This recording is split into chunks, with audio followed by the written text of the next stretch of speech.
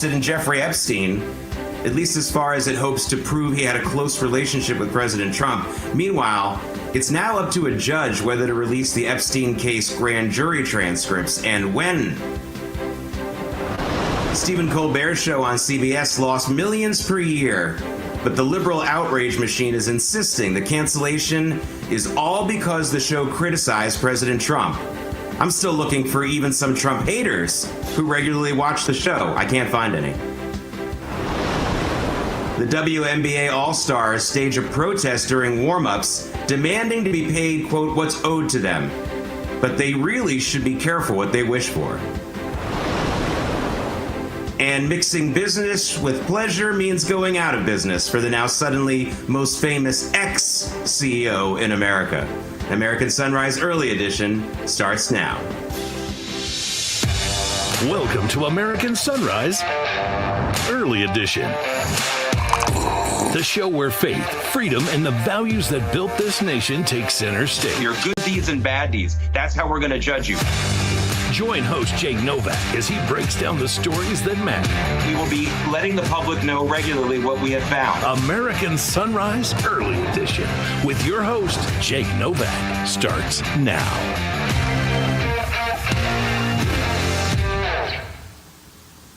Welcome everyone to this Monday. Easiest way to get back from a weekend is to start with this program. Just jump headfirst into the deep end of the pool and all the big news that's been going on. That's the way to do it. I'm Jake Novak. Thank you so much for joining me. Joining us now is independent investigative journalist Walter Kurt. And Walter, over the weekend, I knew that the mainstream news media was going to do its best to ignore this story. But DNI Tulsi Gabbard, I guess late before the weekend started, released a number of pieces of evidence showing that it really looks like President Obama quarterbacked an attempt to gin up the phony Russia collusion hoax against Donald Trump. Now, there's still a lot of pieces left to be identified. For example, we still don't know the names of the FBI agents who lied to the FISA court, that special sort of intel court, to get the whole investigation and the warrants signed off on. But still, this really seems like some pretty awful evidence. And the mainstream news media didn't cover it at all until later on Sunday. They decided to complain that, well, this information that Gabbard's bringing out might put some targets on people like John Brennan's back. Oh no, someone might be held accountable. It's just also frustrating, but I certainly hope that we find out more about how this all started. Yes, we kind of know how it all started. I mean, if you go back to Crossfire Hurricane, these are all the same people. You know, it's the same people that ran the whole operation going forward. So they know that. They can go use the Horowitz report from 2019 to actually go through a lot of that stuff. So that'll be the origin of it. And then they'll say that it continued on. But the shocking thing about those documents is that, it says that Obama himself ordered it. I mean, I don't even know what that means for precedent for this country. Does that mean that a former president was attempting to overthrow the next coming in president? How do we deal with that as a country? I think it's a real problem. I mean, no one's really talking about it they're sort of covering it. But I mean, the reality is that this is the biggest scandal in American history. This is a more than a decade-long coup of attempting to get rid of a guy. And, there's a bunch of people asking about the number one question I'm hearing right now is about statute of limitations on these crimes. I said, we have national security exemptions for statute of limitations for a reason. And I would argue that attempting to overthrow a president would be risen to the level of national security. I don't know who on earth would not argue that. I mean, I think that's pretty much all you need to know. But I think Gabbard's got a lot more. I mean, this is a presidential daily brief. We saw that on her first drop. I'm assuming she's got the goods. She doesn't just name drop a former president unless she's got the goods. Yeah. Listen, it's also, it tore the country apart. I mean, people hate, there was a lot of partisan hate in America going on, and there was a lot of nasty talk between the Trump supporters and the Clinton. And listen, there was a lot of that going on. But once you threw in the whole treason allegation, families got ripped apart. Within the conservative movement, there were people who were ripped apart. Friendships were destroyed forever. The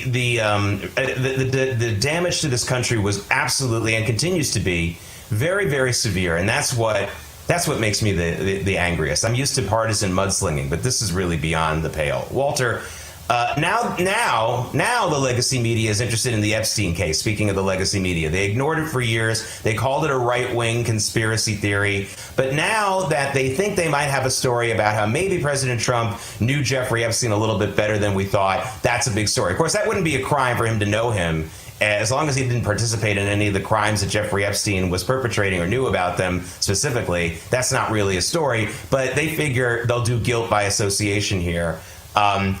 I don't know how far it's going to go. I do know, however, that it may take a really long time for us to get those grand jury transcripts that President Trump now wants released. And it could be, by the way, the judge could decide not to release them.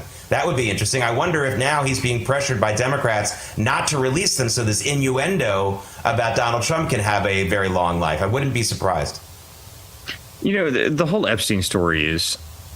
The one problem I have with it is that there's no new information about it. I mean, of course, the Wall Street Journal likes you to believe that they have something new with the letter that nobody believes whatsoever. I mean, that's got to be the most foolish attempt at trying to smear Trump I've ever seen. You know, he drew a picture and then wrote cryptic messages and then mailed it to Jeffrey Epstein when he signed it. I mean, it is completely absurd to put the lightest. The reality is that everybody knows. It is more than obvious to everybody that if they really had something tying Trump to Epstein, they would have used it. They would have used it during the election. They would have used it beforehand to destroy him. This is all just another attack angle. And the only reason they're even bringing it up in the first place is because the people on the right have taken offense to the fact that Trump didn't immediately release the documents for whatever reason it may be. You know, the grand jury testimonies, I don't know if the judge is going to release them. I don't know if he won't. But, you know, to be honest with you, I'm not expecting some massive reveal in any of the documents that we ever get. And to be honest with you, I don't think any of the people that are screaming about this are ever going to get what they want. I think it's an unfalsifiable theory to them, and they'll never be happy with anything they get. Yeah, it's all things to all people. Everyone who has a axe to grind believes that the Epstein files will prove their point. It's from all sides of the political spectrum. Walter, real quickly, my buddy Charlie Gasparino over at the New York Post crunched the numbers and showed that the Stephen Colbert Late Show was losing millions of dollars a year. And that's why it was canceled. There's another aspect to this as well, which is that Paramount, which owns CBS, is about to be taken over by Skydance, which is owned by David Ellison. They actually just want to change a lot of their offerings. It's got nothing to do with politics. They're actually going to go all in on the NFL. I would bet a lot of money that the Late Show is going to be replaced by some NFL-related product, at least during the NFL season and the offseason. Walter, this is a really good example of how economics apparently doesn't apply to the left. They don't have to make money, apparently. Well, I mean, listen, I heard someone say, this is a great take from somebody, that the only reason his show was not canceled was because of politics. Right. That was not canceled was because of politics. He's claiming it was canceled because of politics. That's complete nonsense. No one watched Colbert's show. He was just a paid propagandist that was on at night along with the other late night host. And if he had actually been funny, people would have watched it. Gutfield's a pretty good example of that. That show's funny. It's very popular. But, you know, Colbert hasn't been funny in 10 years. He hasn't said anything funny in 10 years. And, you know, his show, I think the numbers were what he was losing $40 million a year. You can't lose $40 million a year and be left on the air unless you're there for a political purpose. So his political purpose has been extinguished because no one's watching him anymore, because he spent the past 10 years ruining his credibility by being not funny at all. Yeah. This isn't funny, and this is some hard work that you've done over the last few days looking into the Adam Schiff files, the senator from California in big trouble right now because it sure looks like he blatantly and repeatedly lied about his state of residence, and that's no joke because that saves you a lot of money with your mortgage and your taxes and things like that. So tell us what you found over the weekend and whether you think Schiff is in real trouble. Well, the credit for this really has to go to, there's a congresswoman that's running for Congress, Christine Bish, over in California, and she sent me a file. She said, I need you to look at this. And this is all of the mortgage documents for Adam Schiff, going back to 2003 when he first sold his home in California. He essentially hasn't claimed residence in California since 2003. I mean, really, he's been a resident of Maryland for this whole time. So, you know, I went through the documents, and, you know, the most recent one, which is what I got him on, which is the 2020, within a month of each other, he signs primary residence in two different locations, two different states at the same time. You can't do that. So he's claiming primary residence in both California and in Maryland at the same time. But the bigger question, which I'm still working on, this is the rest of the documents that I'll be releasing, is that during the times that he was running for House and Senate, he wasn't a resident of California. I mean, that's a good question. So he's not even a resident of California, and he's a representative of California. And, but the worst part about this is for him, he can't claim ignorance. He got an ethics complaint in 2009 for this. He's been doing this, flip his residence wherever it suits him since 2009, or at least possibly before that. So he can't claim ignorance. This to me looks like he is intently doing this. And the Maryland house, he considered his primary residence for 17 years up until he refinanced his place in California in 2020. So, I don't see how he doesn't have some serious problems here. Yeah, and listen, they opened the door to this. The Democrats did with these mortgage-based indictments against President Trump in New York City, New York State. When that happened, I couldn't believe it because everybody knows this is something that a lot of politicians have been shifty on well before Adam Schiff came around. And I thought to myself, boy, they're really touching a third rail here because there's absolutely very few people who aren't guilty of some of this. And this is just opening. And they're going to start with the people who have been most critical of Trump. But there's going to be a lot of people on this list if they don't take care of this. Walter Kurt, thank you so much for joining us. Thank you for your continued work on this story. We'll definitely get an update from you when you get more info on it. Thank you. Thanks, Jake. Thanks for having me on. Okay, coming up, the WNBA's All-Stars must have flunked Econ 101. They're amazingly talented, but they did something this weekend that shows they need a refresher on the law of supply and demand. And we have a new and unsurprising development in that Kiss Cam CEO case that's already become a national joke in a big way. American Sunrise Early Edition will be right back.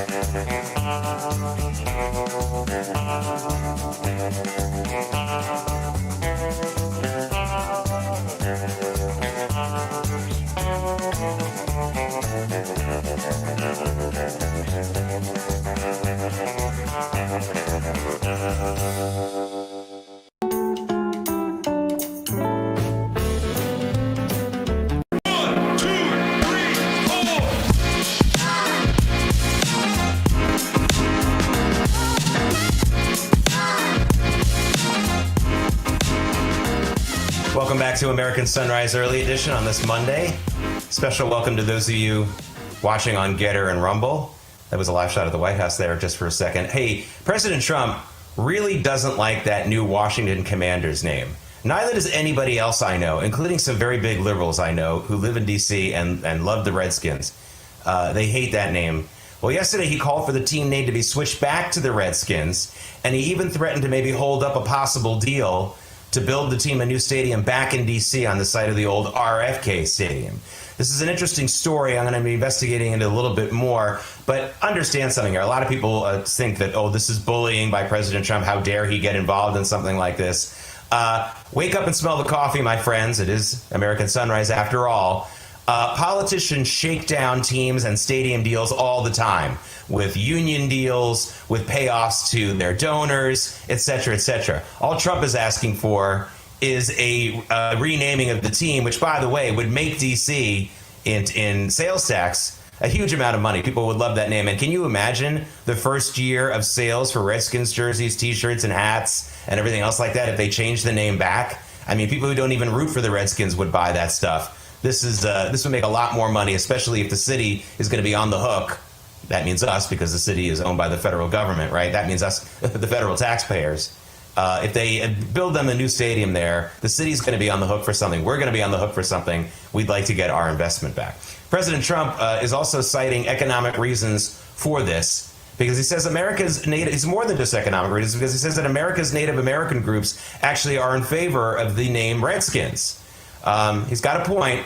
The tribe that was connected to the face of the Redskin decal on their helmet, if you remember, that was actually the depiction of a real person, a real Native American, and he and his family and his group in the tribe were actually very upset that his face was taken away and that the Redskins' name was taken away. So it may not even be a politically correct situation right now if you dig deeper into the story. I'm going to stick with sports here for a second, because during the warm-up session for the WNBA All-Star Game over the weekend, the players all wore "Pay Us What You Owe Us" T-shirts. You may have seen that video of them wearing those shirts. There they are. Here's the thing. I think the WNBA players are, of course, very talented. They you know, the quality of the game is getting better and better. The problem is the WNBA loses money. It's always been losing money. If you think it's a new league because you just heard about it, you're wrong. It started in 1997, folks. It's been around 28 years. It has never made money. All the NBA teams, the men's NBA teams, have to subsidize the WNBA in some way or another. Now, should it make money? Do they deserve to make money? That's an argument that we can have another day. But if you pay them what you owe them, then they would all owe money. They would all be on the hook. For a 27-year or 28-year-long business that's never turned a profit, that's what we call a bankrupt business, or a business that's out of business. Again, we can discuss all day whether they deserve that or not, whether it deserves to get more attention. I can tell you this, Caitlin Clark joining the league got me wanting to maybe watch a few games for the first time in many, many years. And of course, you see the way the players are treating her. I'll talk a little bit more about that with David Brody in the 9 a.m. hour. But I got to tell you, folks, you don't make money, you don't get to have highly paid employees for very long. I don't know why the WNBA players don't seem to know that.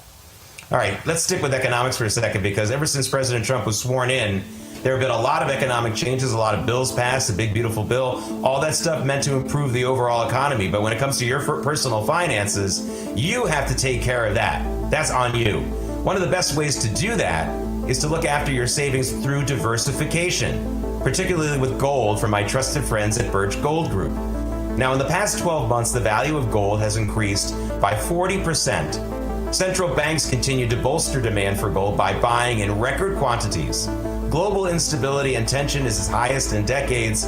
Birch Gold makes owning physical gold extremely easy, and it's easy to convert it into a tax-sheltered IRA or 401k in physical gold.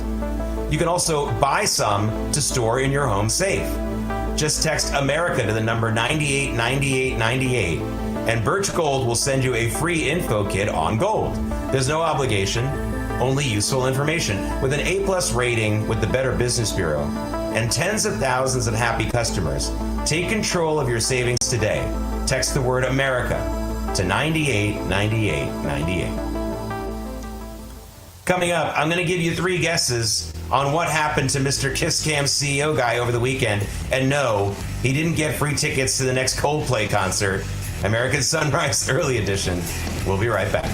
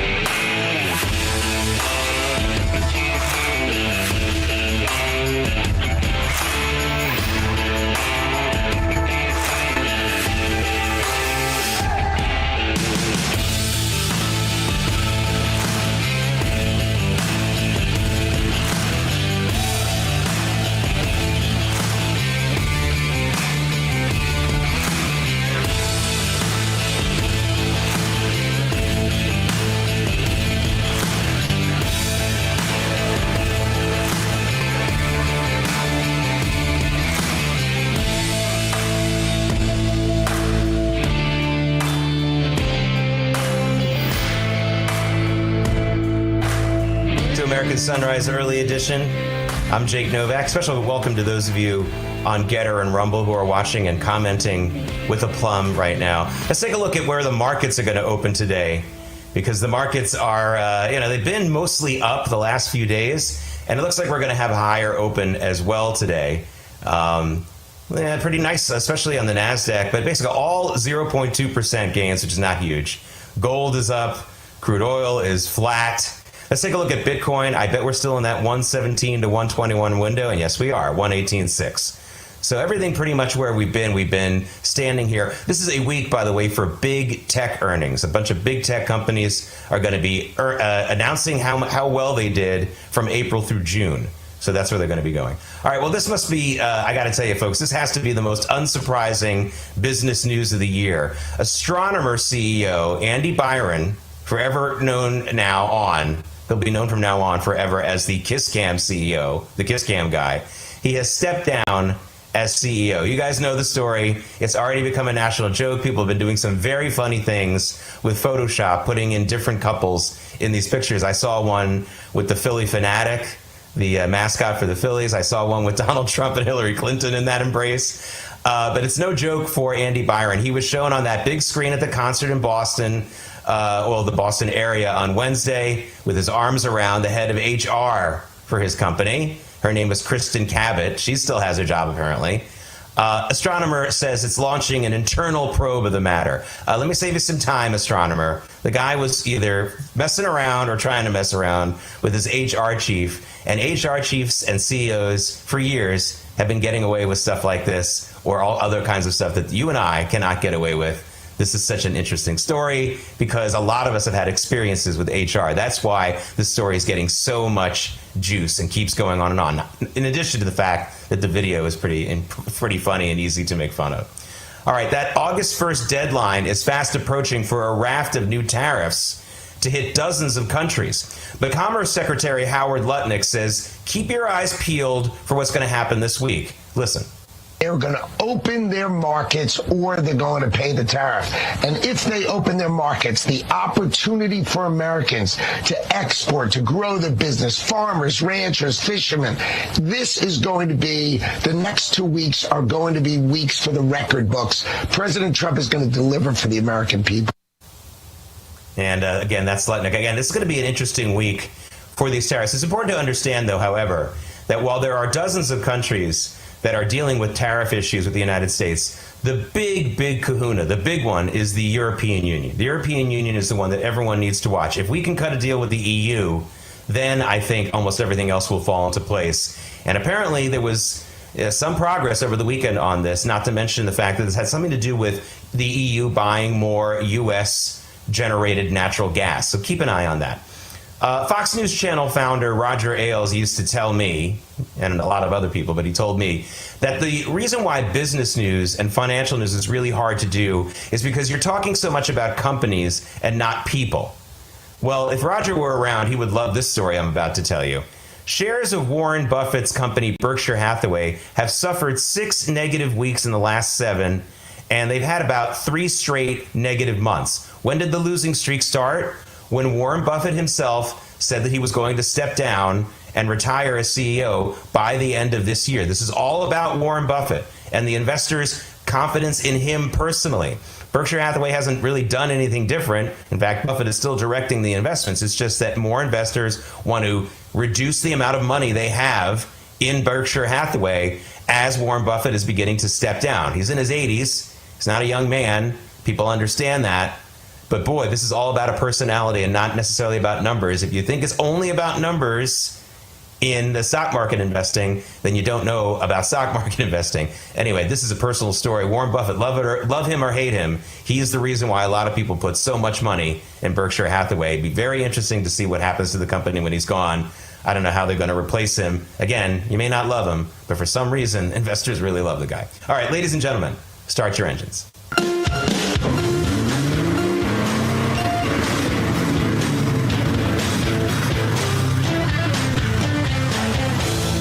It is Moving America, sponsored by Artillery Tea Company, artilleryteaco.com. Use promo code RAV for 10% off your first order. Artillery tea is all natural, whole leaf. The tea bags are chemical free, and each tea bag can be used twice. Artillery Tea Company is family and veteran owned and operated, and a portion of your purchase goes to help veteran and first responder charities. Artilleryteaco.com, promo code RAV for 10% off of your first order. Well, one key part of the big, beautiful bill that I haven't talked about enough or much, it's worth mentioning again. I mentioned it very briefly a couple of months ago, but I want to let people know what people are saying about it now that the analysts in the car industry are starting to take a look at it. Now, remember, the big, beautiful bill contains a tax write-off up to $10,000 worth of your car loan interest. If you qualify, you have to make a certain amount of money. If you make too much money, you don't get this deduction. You also have to buy a fully American-made car. But the analysts have taken a look at this a lot closer now that they had more time to look at the legislation. And they believe that this could save a lot of American families thousands of dollars over the course of a 5-year car loan, and certainly some of these longer car loans. So check it out. I've been telling you on this program that it is a buyer's market. It is not always a buyer's market in the car business, cars, SUVs, and trucks and things like that, but it is now. So check that out. Now, I keep telling you about the EV market especially. It is really a buyer's market if you're thinking about getting an electric vehicle, and it keeps getting better. Mercedes-Benz is now cutting prices pretty significantly across the board on its EQ EV models. Now, the MSRP is down by about $4,150 for the EQS sedan, but it's down. They've cut the price by $15,300 on the EQS SUV.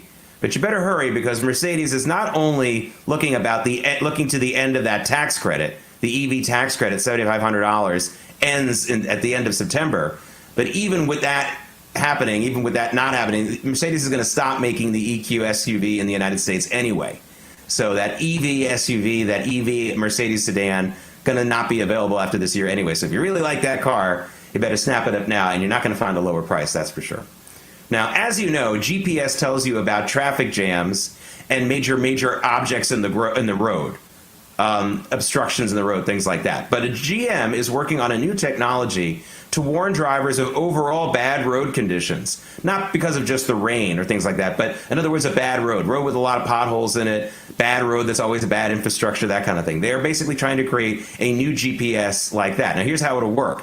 They're going to put sensors in all new GM cars that will test road conditions, about how it affects the suspension of your wheels, about how the braking is working on some of these bad roads, et cetera, and we'll send that up to the cloud so that other GM vehicles on the way to those roads will get a warning about it, so they know, and maybe they don't want to take a chance on it. You know, maybe you're driving on a spare tire, maybe your car's got some other problems, maybe you have some precious things in the back seat that you don't want to get spilled all over the car. Whatever it is, it'll be kind of interesting to see if that works out. It'll be a nice new feature on GM cars if they're able to execute this new technology.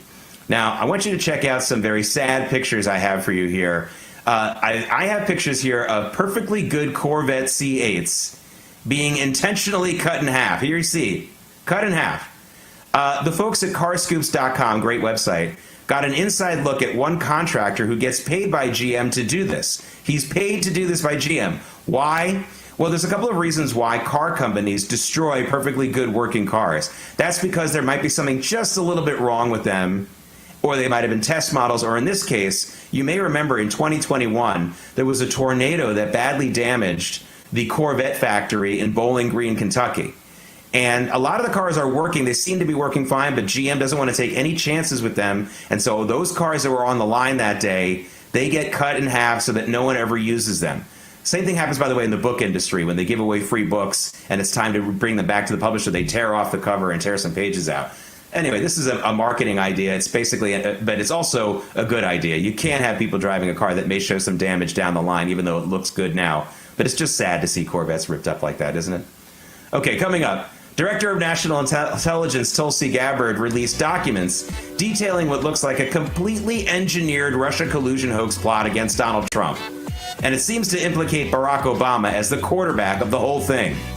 But the mainstream news media hardly covered it at all this weekend. We will, however, when American Sunrise Early Edition comes right back.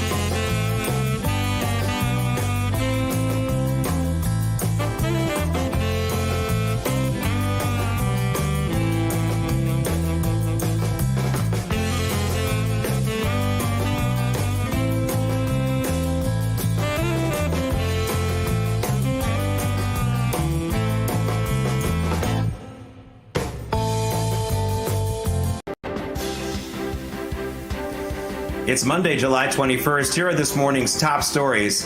DNI Tulsi Gabbard releases oodles of evidence showing what sure looks like President Obama and top intel leaders ginning up the phony Russia collusion hoax against then-President-elect Trump. The mainstream news media ignores the news, maybe because they were in on it too. But the legacy news media is suddenly becoming very interested in Jeffrey Epstein, at least as far as it hopes to prove he had a close relationship with President Trump. Meanwhile, it's now up to a judge whether to release the Epstein case grand jury transcripts and when to do it.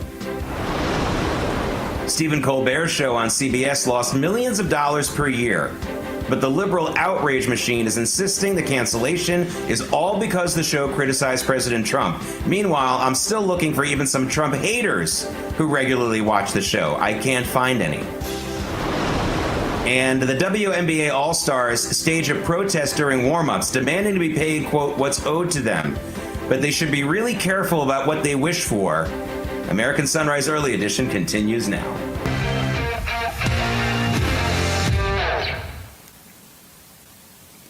Welcome back to American Sunrise Early Edition. I'm Jake Novak. Thank you for starting your week with me. I think this is the best way to jump into a new week after a weekend. Just get right into the big stories of the day. Get right into the debates. Wake yourself up. The weekend's over. Get over it. I know. We wish it were longer, but that's the way it goes. Joining us now is professor and author Sierra Claire. Sierra, you wrote a new piece. You have a new piece out on townhall.com talking about this major blockbuster news, this evidence that DNI Tulsi Gabbard unveiled about the origins of the Russia collusion hoax, which, again, this isn't just dirty politics as usual. This involved the abrogation of the trust in our FISA courts, in our intelligence community. I mean, why couldn't they just do a little mudslinging and say he had an affair with a prostitute or something? I mean, honestly, this is what they did to try to get after this guy and undermine the presidency.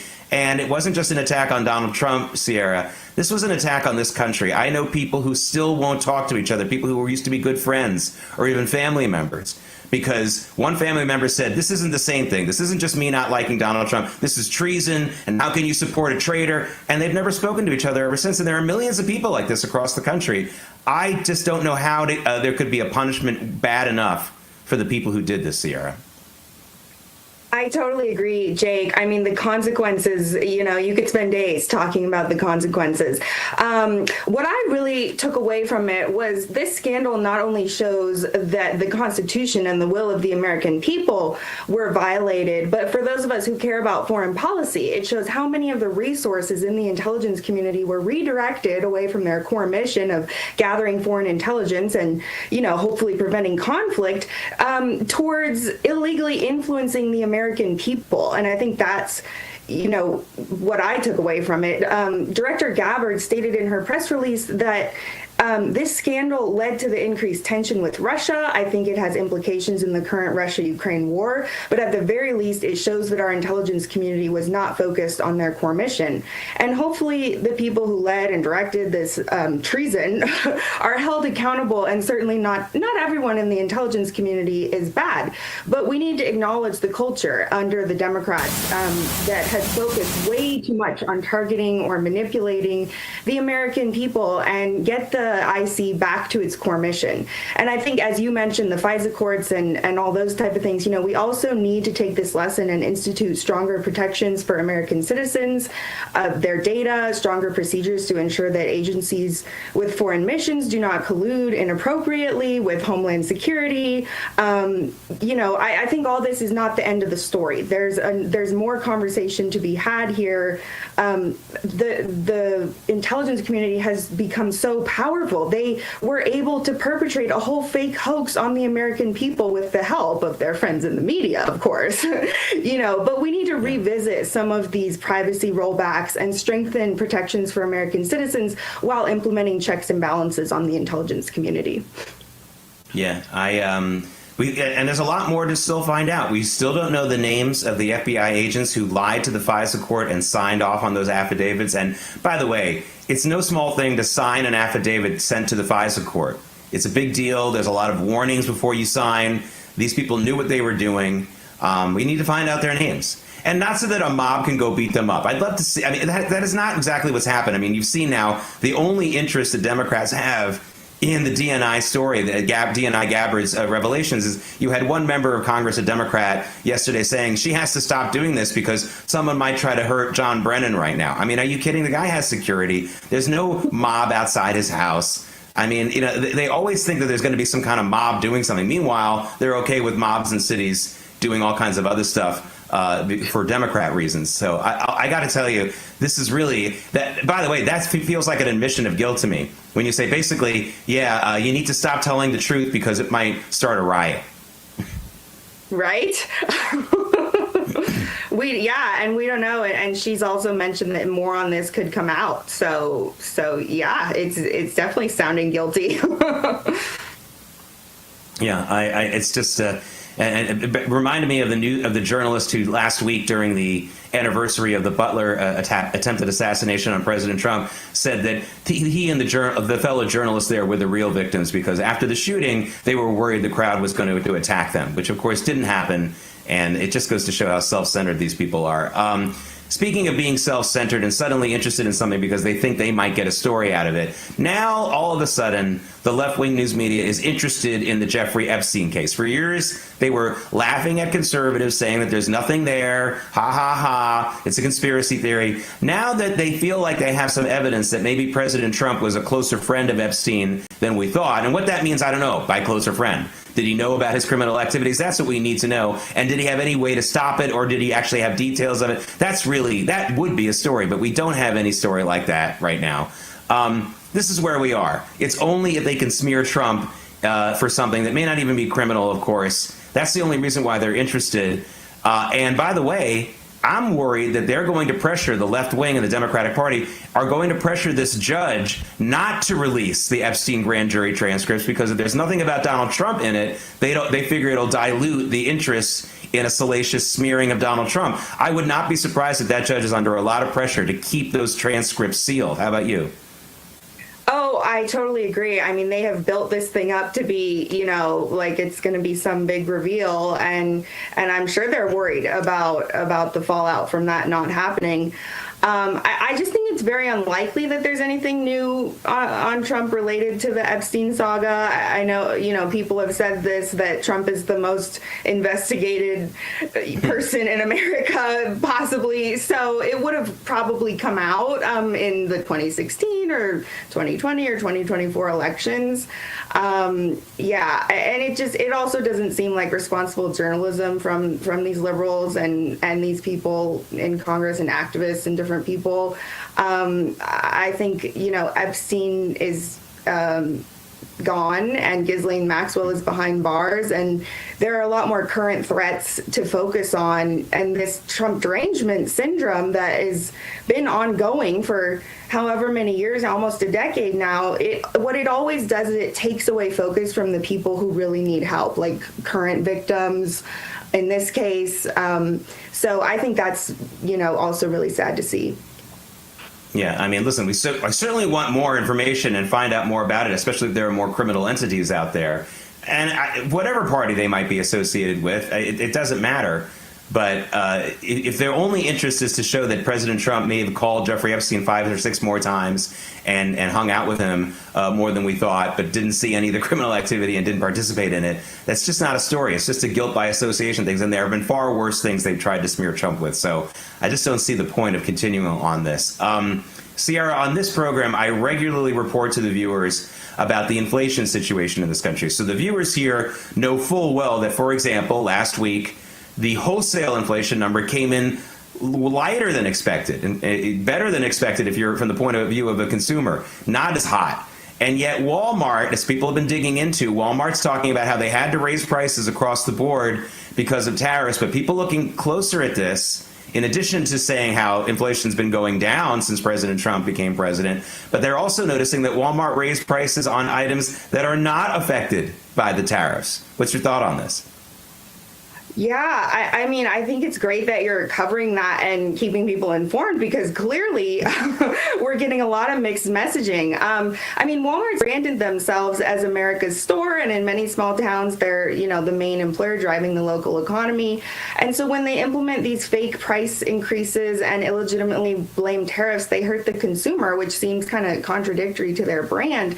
But I think also they're hurting President Trump's agenda of, which is supposed to be helping the USA, and as the data that you're presenting is showing, that the wholesale inflation is down, that some of the tariffs are working in the ways that he is hoping that they would work. So it's just they're perpetrating this harmful narrative, and it doesn't make any sense why they would want to do that. I have an assignment for everyone. It's a lot more fun than crunching through inflation numbers. Watch the last scene or the last 20 minutes of the movie Mr. Mom with Michael Keaton and Terry Garr. Just hear me out on this, because one of the storylines is that the wife is working, or Terry Garr is working for a company doing their advertising that's dealing with inflation, and she comes up with a brilliant marketing plan to deal with inflation. Watch those last 20 minutes. It's a great movie anyway. But you'll see, it's a great way to learn about how to deal with inflation if you're a company. Walmart should have watched that movie before they made these decisions. Sierra Claire, thank you so much for joining us. Have a great rest of your week. Thanks for starting your week with us. And I know it's early out there on the West Coast, so I really appreciate it. Thanks, Jake. All right, coming up, I still don't know any football fans, even very liberal ones, and believe me, I know some. None of them like the Washington Commanders name. We're going to go down to D.C. and talk to David Brody about what President Trump is trying to do. All about this. American Sunrise Early Edition is about to continue.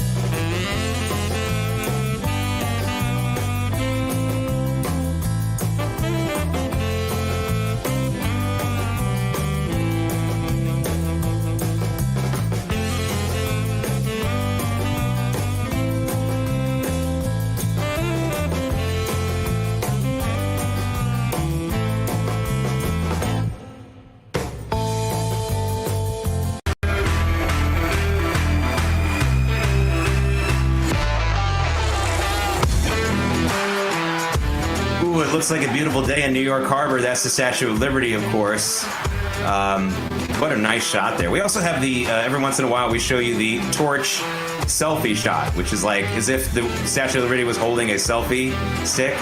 I like that shot too, but this is we should do this shot too every once in a while, and we are right now. Beautiful shot, and that's the Staten Island Ferry in the foreground of that picture. Welcome back to American Sunrise Early Edition. I'm Jake Novak. Thanks for joining us.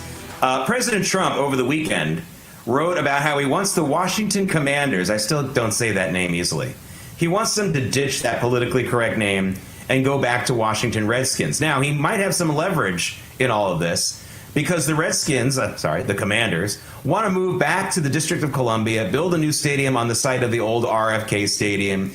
Love or hate that Washington team, that's where they belong. I love when they played there. It was one of the few things that united a city full of people who are basically foreigners. So many people in D.C. come from other states, come from other places. And, of course, the people who did grow up in that area, they all rallied around a pretty good football team for most of its history, at least most of its modern history after 1970. That was a good team for the most part. Well, of course, politically correct groups got a hold of then-owner Daniel Schneider, who had all kinds of legal problems. He was in a very, very vulnerable state, and they changed the name. Now, again, President Trump might have leverage because if they're going to build the stadium back in D.C., that means federal taxpayers are going to be on the hook for some of this. Some of it. They'll pretend they aren't, but that's what happens every time there's a new stadium. And, believe me, folks, and David Brody's here to join me, and I'm sure he'll agree with this. If they change the name back to the Redskins, in the first 2 years alone, the money they're going to make on everyone buying Redskins merchandise would probably pay for whatever the tax liabilities are on a new stadium. I don't even have to call an accountant to know that's for sure. So there's that. And of course, as President Trump finished up, he says the Native American groups that were connected with that logo, that was actually a real person that was depicted on the old Redskins logo, they're all in favor of this. They never wanted the logo changed or the name changed anyway. David, I think you're a Commanders fan, Redskins fan, so what do you think about all this? Well, let me do the disclaimer first. I grew up a Jets fan. I'll always be a Jets fan. But then again, the last time the Jets won the Super Bowl, we had to turn off the PlayStation. It's been a while, if you will. It's 1969. It was barely color television at that point, and you had to get up, and there was no remote. So let's put all that aside for a second. Yes, I am a Redskins, not a Commanders fan. I'm a Redskins fan. Been here about 27 years down here in the district. By the way, RFK, that land down there, the stadium, fantastic. That area, what a dump. I mean, I'll be honest with you. Yeah. It's an absolute dump. But that was the charm, right? That was the allure of it. It was just like you're going into a freaking snake pit down there. Anyhow, and of course, the stadium moved, the seats moved. It was a surreal experience. All right. So having said all of that, look, I mean, Trump, here we are again, right? The art of the deal, Jake. He appoints folks to the National Capital Planning Commission. And so because of that, they, as in the federal government, can have a lot of input into the design of the stadium. You know what? Maybe Trump Field? I don't know. But the point is that they could do a lot here. And President Trump's got some cards to play, and he's going to play them. And he's going to play the anti-woke card, and good for him. Boy, I hope it comes back to be the Redskins. And Dan Snyder, let's be honest with Dan Snyder. I mean, what a debacle of an ownership that was. But let's just remember what Dan Snyder did, okay? He changed the name because he was under pressure by FedEx at the time, right? FedEx Field. Yeah. At the time, it was FedEx Field, and he needed them to not leave as the main sponsor of the stadium. And they said, you got to change the name. And he said, okay, I'll do it. Just horrible. Just horrible. It should never have happened in the first place. And I'm telling you, I'm not kidding. I'm not pulling this out of thin air. I have friends who are very liberal. I have someone who's an incredibly left-wing guy who lives in the D.C. area, and he actually was the leader of a band that used to play at halftime at the old RFK Stadium. He composed a Spanish version of Hail to the Redskins for all the Spanish-speaking fans, and he was livid when they changed the name, not only because it ruined his song, but also because he just thought that this was an homage to Native Americans, and why not?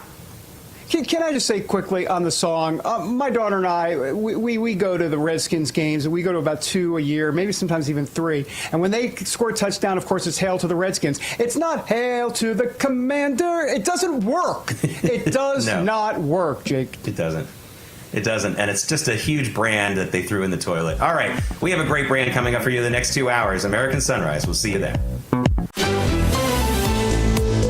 American Sunrise is a great way to start your morning. Join us Monday through Friday from 8 to 10 a.m. Eastern Time. We've got the news of the day and some compelling interviews that you don't want to miss. Here's what you missed from yesterday. Goodness gracious me, every single day there's something new. President Trump, of course, we'll play this later on. He's obviously trying to shift the focus away from the Epstein files and, in fact, praising the investigation from the FBI and the DOJ when it comes to weaponization of government. A stark reminder that there's still problems in this country that need to be fixed. And I, for one, and I think many Americans have kind of let down our guard and thinking, okay, we got President Trump in, we can exhale. But Dr. Gina, the work still remains. There's still a lot of work to be done. A lot of MAGA feels very personally responsible for Donald Trump being there, and there's a real identity in that. And so this creates a sort of a psychological identity crisis that I'm not sure anyone was prepared for. I'm not sure MAGA was prepared. I'm seeing that I don't believe President Trump was prepared for this, and that's part of the drag. But that's because it is so personal. Some of these names, many of these names actually, the ones that we don't know, are in redacted FBI affidavits that are sealed by judges. In other words, it's not Pam Bondi or President Trump or Kash Patel or Dan Bongino that can do anything about this. These are coming from judges that have sealed these documents. So let's see what the next move is by this administration. But that is an important point to understand here, that the judges have some power here, and let's not forget that. We don't know what we don't know. Let's let things play out. Maybe there's stuff that's sealed that we don't know about. Maybe stuff that Pam Bondi doesn't know. But I think we must not get caught up in being so unhappy and never happy, as I said the other day, and focus on the good of what's going on in our country right now. And President Trump is leading us into a better America. I trust the president. He's doing the right thing. The same thing when we were expecting airstrikes against nuclear facilities in Iran. I trust the president's judgment. It's the same thing here. He's going to do the right thing, even though I think his team fumbled the ball. There is a political concern here, obviously, if some of MAGA stays home in 2026 and the numbers bear it out. There has to be some sort of explanation, in my opinion, whether that's Pam Bondi coming out and addressing maybe the miscommunication.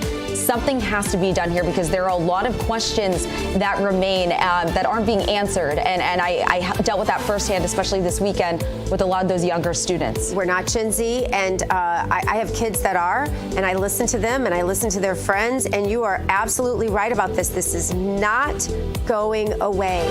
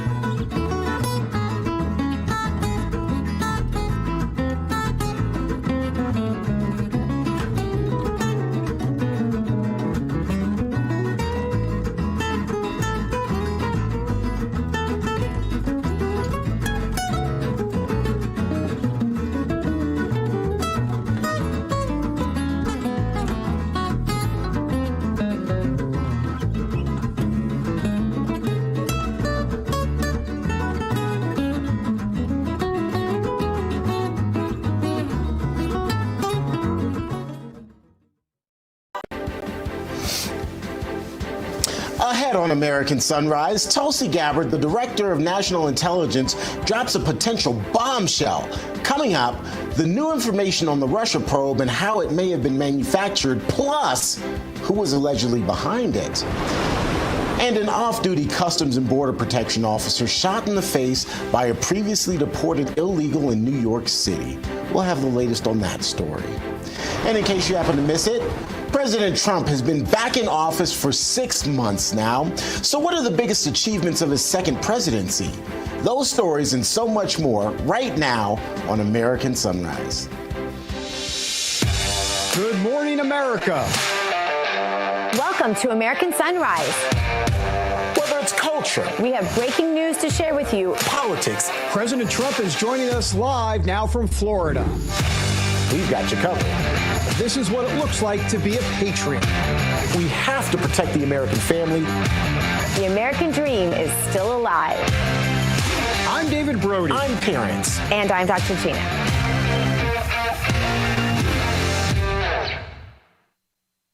Good morning. I'm Dr. Gina. Happy Monday to you. We are live with you from the Palm Beaches. Let's bring in David Brody. What do you say? He's in Washington, D.C. and T. Bates in our Denver newsroom. Good morning, guys. Are you tanned, rested, and ready to go for this week? I'm kind of eternally tan, Dr. Gina. And so am I with my makeup. So, yes. Got eternally tan. Hey, but look, guys, I want to share this quick story. So over the weekend, I was in Texas, and I'm chilling. You know, I'm T-shirt and jean shorts. And I walk into a gas station, and as I'm paying, a woman says, is your name Terrence? And I'm looking, I'm like, yeah, hi. And she says, my husband and I watch you every day. Aww. Oh my gosh, nice to meet you. Deb, shout out to you and your hubby. Thank you so much for saying hi. And it just was a pleasant surprise because I was literally chilling. I mean, like, ratty T-shirt. I was not looking my best, but it was nice that she said hello. And I just thought that it was cool to find one of our viewers, like literally, at a gas station. I'm not going to say it was the middle of nowhere, but it was on, I-20, I guess. I was like, and I'm like, okay, of all places, I'm going to meet somebody at a gas station on I-20. Yeah. So Deb and your husband, I want to say hello. Isn't that the coolest thing? It's always, by the way, when I have no makeup on, unlike David, I mean, he doesn't go anywhere without makeup, but like I do sometimes throw the hair in a ponytail and, leave the makeup off, and that's always when I run it. But you know what I will say is that I have become like best friends with a couple of viewers of our show that I literally met just because they were viewers of our show, and I count them among my best friends in the world, including the two of you, by the way. Aw, you're my best friend too, Dr. Gina. I love you. Hey guys, so let's get to the news of the day though, because as we mentioned earlier, today marks 6 months in office for President Trump. And Dr. Gina, let's start with you. Biggest achievements. What do you think are the biggest wins for President Trump in these first 6 months? Where do you start? I mean, it depends also if you look at short term or long term. Like a lot of the things he's done are so great. And in the short term, economically, I mean, I know you guys can feel it. I can feel it. I mean, just you go to the grocery store, you can actually afford eggs. You go to the gas station, you can actually afford gas. Just little things like that on the short term. On the long term, I think, though, perhaps even more importantly, his legacy will be this level of authenticity, which we stumbled our way through as a country. We didn't all love the mean tweet, but you know what? We're going to demand it forever, including we're going to demand it from him. We saw that last week with the whole Epstein thing that we won't even talk about, but I'm just saying, we saw it. MAGA and the American public is going to demand transparency and authenticity for the rest of our lifetimes because of this man, David. Yeah, there's so much, like you say, Gina. I would say 2 words: the border. I think that's the number one, no doubt about it. You can make your case for the big beautiful bill, but that was also Congress, and we have to wait and see what all of the residual effect, in a good way, will be from that.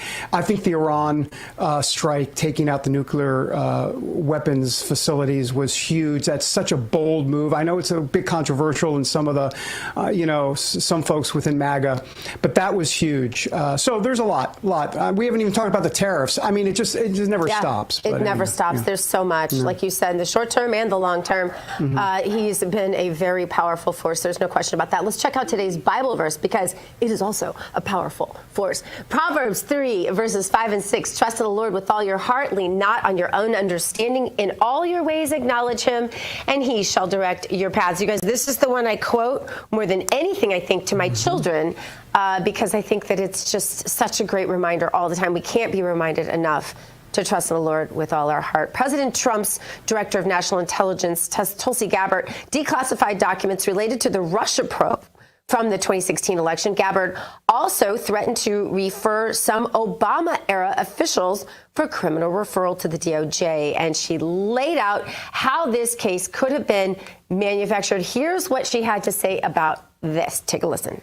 No question in my mind that this intelligence community assessment that President Obama ordered be published, which contained a manufactured intelligence document. It's worse than even politicization of intelligence. It was manufactured intelligence that sought to achieve President Obama and his team's objective, which was undermining President Trump's presidency and subverting the will of the American people. So yes, next week we will be releasing more detailed information about how exactly this took place and the extent to which this information was sought to be hidden from the American people, hidden from officials who would be in a position to do something about it. And that's really the point here that I think is most important, Maria, and you said it in your opening. Accountability is essential for the future of our country, for the American people to have any sense of trust in the integrity of our democratic republic. Accountability, action, prosecution, indictments for those who are responsible for trying to steal our democracy is essential for us to make sure that this never happens to our country again. Few are more intimately familiar with this than former Trump spokesperson Liz Harrington. Liz, what is your guess? Will anyone actually be punished? I mean, I feel like I asked this question rhetorically at this point because it seems like no one sees jail time unless you are a Trump supporter. And no one really sees reprisal very often except for Trump supporters. We are so ready for some of the bad players on that side to pay. Will it happen? Well, that is the question, Dr. Gina. That is the number one question. And you're right. Everyone is really desperate for accountability, like Tulsi just said. She just laid it out. If we don't have accountability, this will happen again, because we can't forget, this wasn't just about 2016 and the first term. I mean, they did steal an election in 2020. And we saw all the consequences of that we're still dealing with, that President Trump in his historic 6 months is trying to unwind and save this country. So the one thing I would say that's kind of different about this, and you could see potentially why so many people were going after Tulsi Gabbard so hard and trying to get rid of her, because she's unafraid and she's actually going to the heart of the matter and releasing documents that we've never seen before, that literally lay bare that Barack Obama was at the top directing this. I mean, that is huge. We've always known that. I mean, anyone with eyes knew. It wasn't Russia in 2016. It was MAGA. We knew why President Trump won. And you could see the wheels turning and the deep state maneuvering, trying to sabotage and try to explain away, avoiding their own accountability of why they lost that election, and sabotage his first term. That all worked together because they were looking for an excuse and a way to cover their tracks. And I think what's so big about this is you now see these smoking gun documents that show exactly them working together using, remember, Peter Strzok texted, POTUS wants to know everything, him and Lisa Page.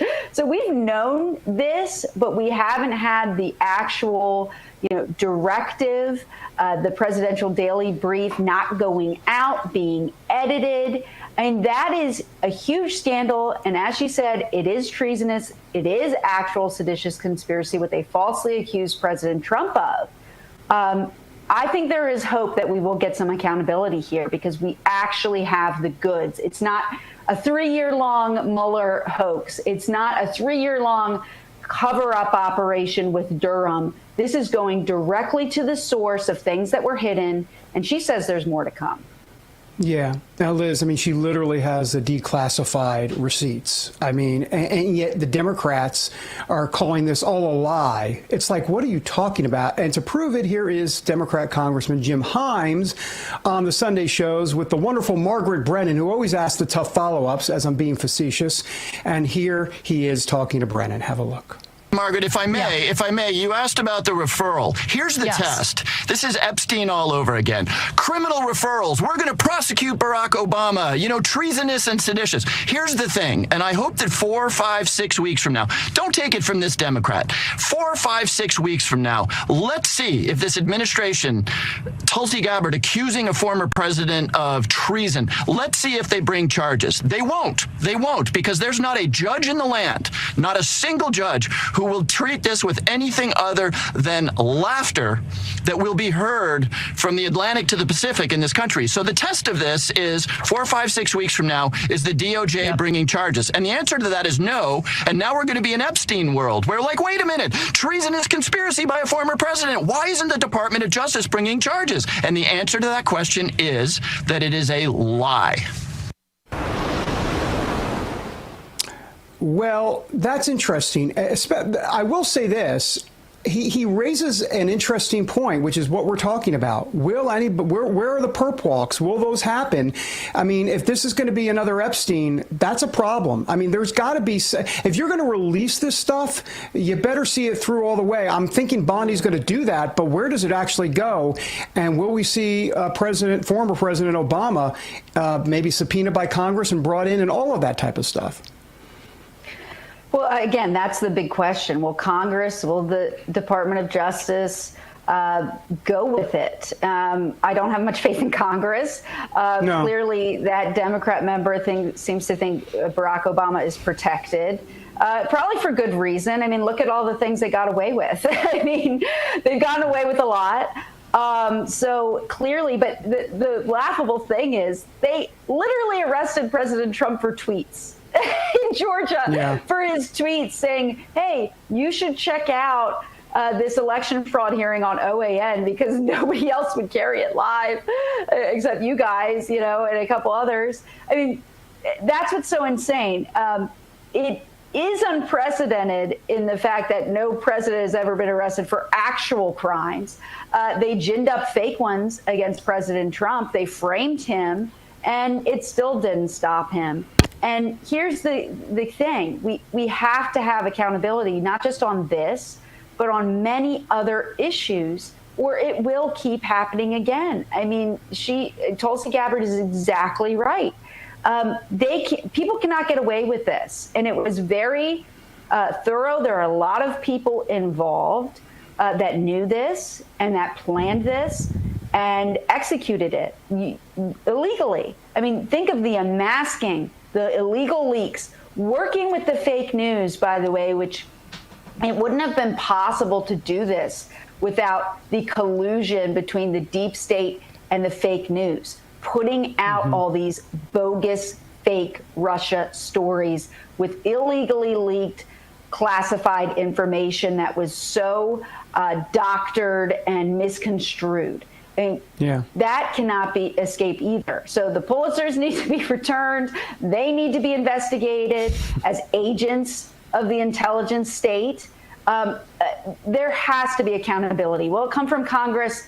I'm not sure. But I'm really hopeful and praying that the Department of Justice does the right thing on all of these issues, because you can fix the economy. You can close the border. You can do amazing things. President Trump did that the first time. And if people weren't held to account, it was erased January 21st, 2021. We can't let that happen again. We have to have accountability. Yeah, absolutely. Well said, Liz. And thank you so much for joining us today. Thanks, Great to Liz. see you guys. All right, listen, coming up, we're going to check out the hottest headlines from the Wrap Newsroom with the one and only Terrence Bates, who has a tan all the time. He wants to make sure you know that. And later, Russian President Vladimir Putin does say he wants to end the war with Ukraine. So what needs to happen first? Well, we're going to tell you all about that just ahead on American Sunrise.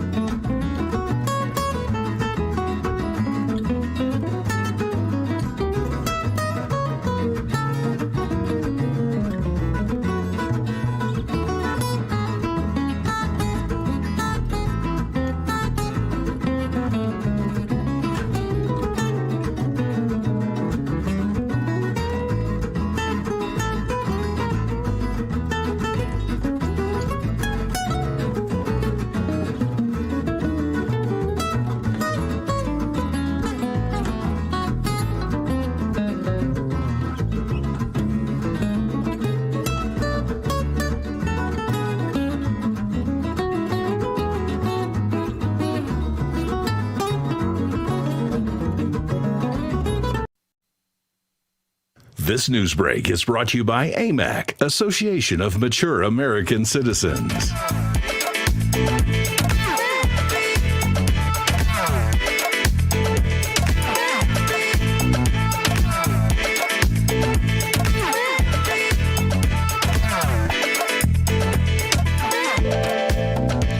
Don't tell me. I know. It's the Statue of Liberty. I got it. Or as the far left would say, the Statue of Tyranny. Welcome back, everybody, to American Sunrise. I'm David Brody. Coming up, Vladimir Putin. Vlad says, you know what? Maybe I will stop the war in Ukraine. Oh, but I want to accomplish a few things first. What are those things exactly? We will discuss in a moment. First, though, T. Bates standing by with the latest headlines from the Real America's Voice newsroom. It's all sponsored by AMAC. The Association of Mature American Citizens is the conservative voice for Americans 50 and older. AMAC is fighting for the values that you hold dear. Join today. Together, we can write the course of America. It's a new week, but the old calls for transparency relative to the Epstein files continues. Former Epstein attorney Alan Dershowitz is the latest to chime in. This time, he's calling on the Justice Department to release additional investigative information and records beyond the grand jury transcripts that Attorney General Pam Bondi asked a federal judge to unseal last Friday. I think the judge should release it, but they're not in the grand jury transcripts. They're sealed records by 2 or 3 federal judges in the New York courts. I've seen some of these materials. For example, there is an FBI report of interviews with alleged victims in which at least one of the victims names very important people, and the names have been redacted. I know some of the names from my investigation. For example, George Mitchell, the former senator, Bill Richardson, the former ambassador to the UN, Ehud Barak, the granddaughter of Jacques Cousteau, were all accused. Now, whether any of these people actually did anything wrong, we don't know. By the way, Dershowitz doesn't believe a client list exists, but he does say there are plenty of additional documents that will give the public a clearer picture of what may have been going on. President Trump once again using his influence to push back against what he considers woke. This time, he's encouraging the Washington Commanders football team to change the name back to the Washington Redskins. In one of his latest Truth Social posts, the president threatening to hold up a stadium deal for the franchise in the nation's capital unless the team reverts to its original name. The president similarly pushing Cleveland's Major League Baseball franchise to return to the Cleveland Indians moniker instead of the current Cleveland Guardians. The name changes came following a national debate on cultural sensitivity and racial justice. President Trump ends this post that you're looking at here saying, Indians are being treated very unfairly. Make Indians great again. MIGA, M-I-G-A. Stay tuned. The American Pope doing American things. Pope Leo XIV marked the 56th anniversary of the man landing on the moon with a call to one of the astronauts involved, Buzz Aldrin. Aldrin shared this 1969 historic moonwalk with Neil Armstrong and Michael Collins. In an ex-post, the Pope writing, "Together we shared the memory of a historic feat, a testimony to human ingenuity, and we reflect on the mystery and greatness of creation." Pope Leo also blessed Aldrin, his family, and the other astronauts. The Vatican says Leo spent part of the day on Sunday at the Astronomical Observatory at his summer retreat in Castel Gandolfino. I wanted to call it observatory, like the British say observatory. Anyway, up next, we've got more fallout from Tulsi Gabbard's claims about the Russia probe. What could all of this mean? We'll take a look. First, though, a quick look at this day in history.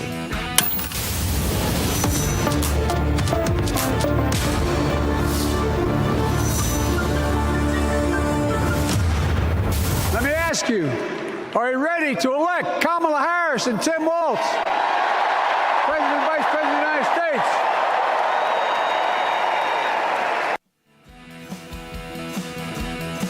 It was on this date just 1 year ago that Joe Biden, following his terrible performance in a debate against President Trump, announced that he was ending his re-election bid for the White House. During that now infamous debate, Biden struggled to find the right words and make salient points on how he would be the better candidate to sit in the Oval Office. questions now swirl about who was really making the decisions during the Biden presidency. Biden became the first president since Lyndon B. Johnson in 1968 not to seek re-election. More American Sunrise coming your way after this break.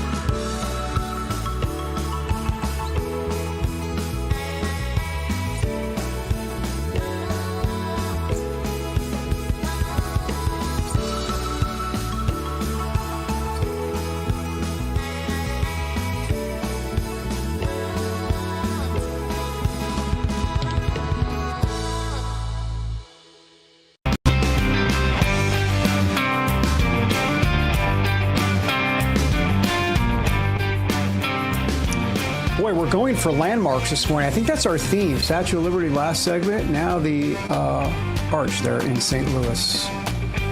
Wonderful. Welcome back, everybody, to American Sunrise. All right, so an off-duty Customs and Border Protection officer was shot over the weekend in New York. Officials say the alleged suspect, Miguel Francisco Mora Nunez, was previously apprehended at the border in 2023 and still had an active deportation order. The incident reportedly an attempted robbery, and the alleged suspect shot the officer in the face. For more, let's bring in retired Navy SEAL officer Mike Sarraille. Mike, look, the Trump administration doing so much here in the interior of the country, but let's be honest, we've got illegal immigrants, and in terms of folks committing crimes, they're everywhere, and they've got to be rooted out. It's not an easy job. No, it's not. Guys, this really, really bothers me. You know, it's illegal immigrants like this that have been using blue state laws, or let's say lack of enforcement, to circumvent our national laws. And anyone who wants to cry foul on legal deportation of people who broke our laws by entering our country illegally, go to the family of this CBP officer and try to argue your case. I'm sure it's going to fall on deaf ears. We have a priority, and that priority is always our citizens first. And so we've got to protect our citizens. Any family who's suffered harm, or a family member who suffered harm under the hands of these illegal immigrants, they understand it. And until it hits close to home for a lot of these people, I think they're on the wrong side of history. So the Trump administration is doing well. Border numbers are extremely low, but we still have a lot of work ahead of us to get these illegal immigrants, especially ones with criminal records, out of our country. Mike, the popularity of the way that President Trump is handling the border has definitely changed a little bit over the last month. He doesn't have as strong of support as he had a couple of months back in the polls. And a lot of this comes on the heels of the left sort of making a big deal every single time someone is deported, right, who they can make a kids in cages argument about, right? Like a grandma was deported and she didn't do anything wrong, this, that. But they're not telling the stories about the 300,000 missing children. They're not telling the stories about the millions of Americans ravaged by crime from illegals over the past period of a decade or more. Mike, how do we get those stories out there instead of, I mean, shouldn't the empathy be with the American citizens harmed in all of this? Family first. But it's almost a shocker. Left is crying foul on a problem that they created under the Biden administration, because post-COVID, we saw a large shift in the geography of people moving to Texas and Florida out of blue states. They knew the census was going to rob certain blue states of congressional seats, and so they flooded our border. So, you've got to go back to the root cause. This was caused by the Biden administration. And at the end of the day, there is no popular way to enforce deportation. People are going to cry foul on the Trump administration making hard decisions of what's necessary to protect our citizens. Mike, securing and protecting the border was at the heart of President Trump's campaign promises and his platform. Now that we're 6 months into the presidency, how do you assess what he's been able to accomplish? Guys, Trump has achieved in 6 months what I think no other president in our lifetime has achieved, not only from the tariffs and the economy, but the border. Again, this was a massive problem created by the Biden administration, and he's taken it head on. And he's got to be aggressive. And again, 50% of the country is not going to agree with his way of handling it, but it has to be handled. And that's the job and the weight of the president. So, I've got nothing but applause for the Trump administration and Tom Homan for the way they've dealt with this, the way they're attacking this problem, and the way they're deporting illegal immigrants, criminals, by the hundreds each day. Hey, Mike, let's move to Russia, Ukraine. You got Russian President Vladimir Putin floating an end to the Ukraine war, but he says he does want the war to end on his terms, basically. He says Russia needs to be able to achieve its goals. President Trump recently gave Putin 50 days to reach a deal with Ukraine or risk higher tariffs. And of course, Putin said no thanks to that. What's going on with Putin here? He wants to achieve his goals. Yeah, isn't his goal to take over Ukraine? Am I missing something? And this is the Putin hypocrisy. And you got to respect the Russians. They're just going to lie to your face, and everyone knows they're lying.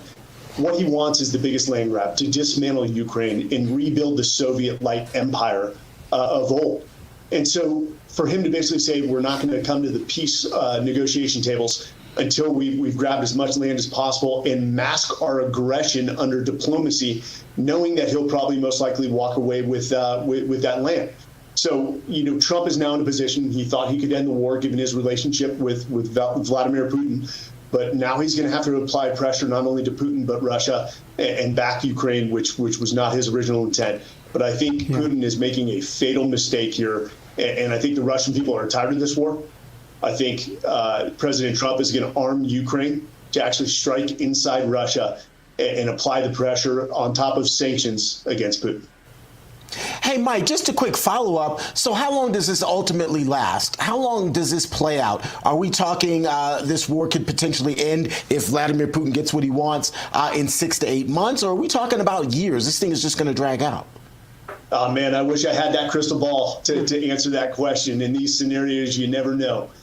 It could be 6 months. It could be 2 years. I think, not only does the EU, the Ukraine, and the Russian people want this war to end, but, it's going to be a matter of invoking pain on the Russian people and Putin before he comes to that table and understands. I think we have to strike, as I said earlier, inside Russia for the people to make this war even more unpopular amongst Russia.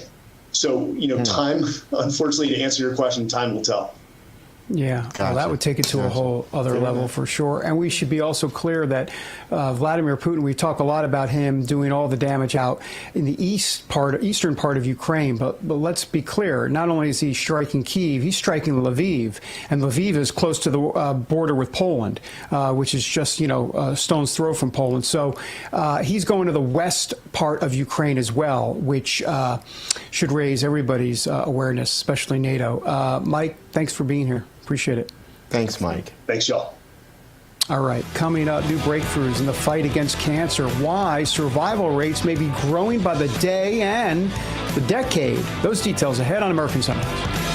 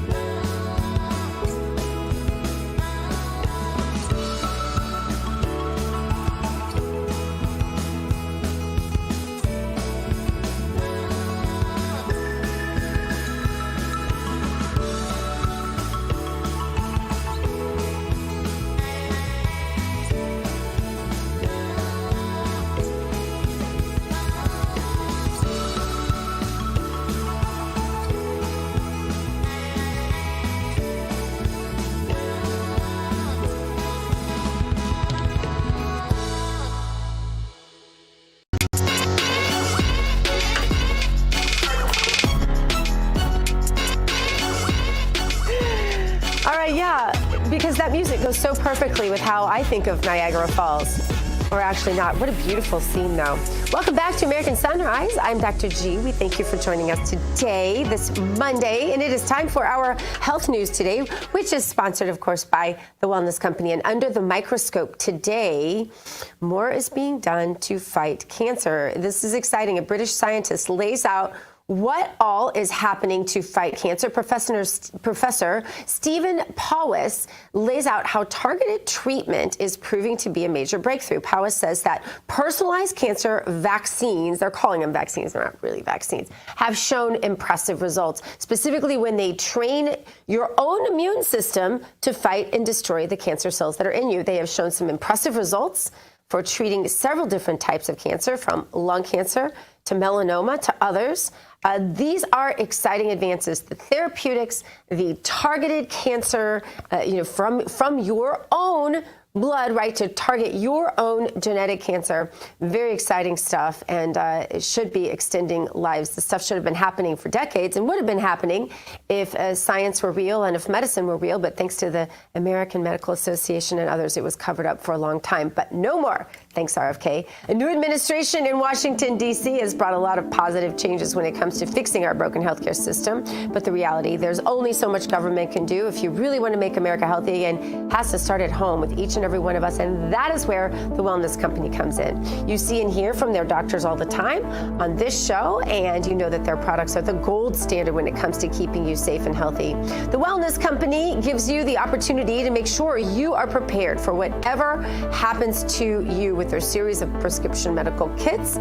These kits have an assortment of life-saving medications and guidebooks to assist in the proper use of the meds in the kit. Additionally, they offer a variety of products from parasite cleanses to methylene blue to weight loss and so much more. I'm sitting here right now. I have the Ultimate Spike Detox in my hand. This all help you stay healthy and live a longer life and a more satisfying one. Make America healthy again, you guys. It starts at home. Do your part. Protect the health of yourself and your family. Go to twc.health/RAV. Give it an order. That's twc.health/RAV. Use the promo code RAV. That'll save you 10%. David, with our Spike Detox, over to you. Okay, good to know. Thank you, Gina. All right, more fallout from CBS's decision to cancel The Late Show with Stephen Colbert. So we're seeing reports The Late Show is losing approximately $40 to $50 million per year. Some have said this is due to the settlement with President Trump that CBS paid as part of that 60 Minutes lawsuit. All right, so what happens now, and do we even care? But for more, let's bring in the managing editor of Newsbusters, Curtis Houck. Curtis, all right, so Democrats are crying censorship, wah, wah. What really happened here? Take us through it, Curtis. Well, I think obviously the money situation is a big part of that. A 200-person show costs $100 million to run and has been losing $40 to $50 million a year. Yeah, that doesn't really compute. That doesn't work out that well. Now that Skydance, the Ellison family's getting a look under the hood of CBS as their merger or buyout of Paramount, parent company of CBS, is looking to move ahead. It's definitely looking like this will be more a sign of things to come. This is true of late night as linear TV revenue continues to plummet. Streamers like this network continue to do well. The liberal media are acting like Stephen Colbert himself had passed away. It's kind of pathetic. I mean, this isn't like China or Russia. They're going around talking about how it's a dangerous time to tell truth in America. And none of this is computing. All of the tributes are talking about Colbert speaking truth to power, not really talking about his comedy. We have study after study pointing this thing out, that they're so biased. And Colbert in particular, if you're an up-and-coming Democrat and you're not trying to get on Colbert or been on Colbert, what are you doing? Yeah, you think back to like Johnny Carson and some of them, like the OGs, yes. and they had Hollywood celebrities on, right? It was an entertainment show. His show has paraded the most far left socialist politicians in our culture, way more, and he has them on more than he has movie stars on. So I don't think this is about entertainment. I think this has been about a political agenda, and maybe they will learn something from it. Curtis, some in the legacy media have ignored the Jobin auto pin scandal as well. A report from Newsbusters laid out that ABC, CBS, and PBS didn't cover the auto pin scandal at all. NBC gave it less than 40 seconds, just to give you an idea. If this doesn't show the bias in media and what the real agenda is, they are no longer interested at all in talking about what's true or in sticking to traditional sorts of news platforms where you report what's in the news. Yeah, Dr. Gina, this one is absolutely stunning to take a look at just to see the numbers. NBC also on their website last week tried to push this insanely stupid story with James Comer claiming that he's a hypocrite because he uses like Adobe or DocuSign to send out like letters asking people to come in before the House Oversight Committee, as if that's kind of the same thing. President Trump had a really great soundbite on this last week that wasn't pointed out by the mainstream media, which is the auto pen was created, to put the presidential signature on like a letter to like a little boy who wrote to the president, not for major important, things like pardons, signing bills into law, those like really important things a president should be involved with. And it was the fact that Biden didn't know what was going on. Even the New York Times, as much as they tried to cover for him, admitted in the story after talking to him that things would change, people that they were going to pardon, new details came to light, and they didn't update the president on this at all. They just went ahead and signed it anyway. So it's not that it exists, it's that it was done without Biden really knowing what his signature was being affixed to. Hey, Curtis, before we let you go, just real quick, back to the whole Stephen Colbert thing. How much do you think the anti-Trump rhetoric played a part? I'm assuming, obviously, it did, to a degree. But what do you think? Because Kimmel hasn't been canceled yet. Jimmy Fallon, not yet. Kimmel's been even, well, I don't know about worse than Colbert. No, they've been about the same. I don't know. They're both horrible. So where is Kimmel exactly? I mean, you just wonder when some of this is going to just hit him as well. And I remember Johnny Carson back in the day. I saw a soundbite from Johnny Carson, like from whatever it was, 40 years ago or so, basically saying, we late night comedians, we need to be very careful to not get involved, as Gina was saying, in politics, or, that's just not something we should be doing. And he was right.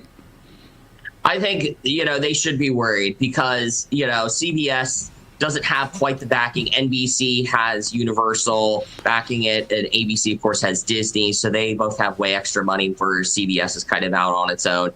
But I think they're the easiest ones to cut because of, it's not news, obviously. It's not funny anymore, and you're losing money. So you put all these things together. If you're an executive looking to trim costs as you're continuing to lose out, as linear TV revenue continues to plummet, these are the easiest things to cut because it doesn't involve news. So it's not about like life-saving information or affiliates or other scripted programming or sports.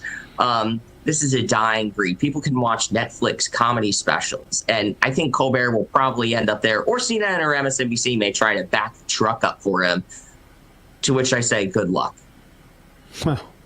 Yeah, absolutely. Well, Curtis Houck, always great to get your insights. Thanks for being with us this Monday. Thanks, gang. Thanks, Curtis. Coming up, why is one church accusing the Trump administration of domestic terrorism? We have their claims just ahead here on American Sunrise.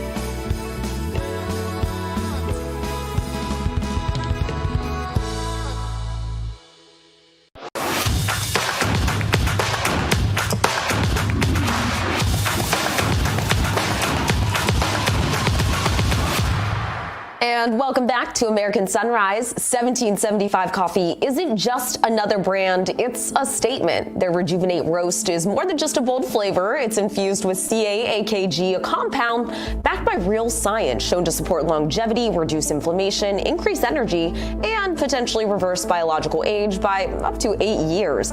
Yeah, it sounds high level, but it's the real deal, and it actually tastes great.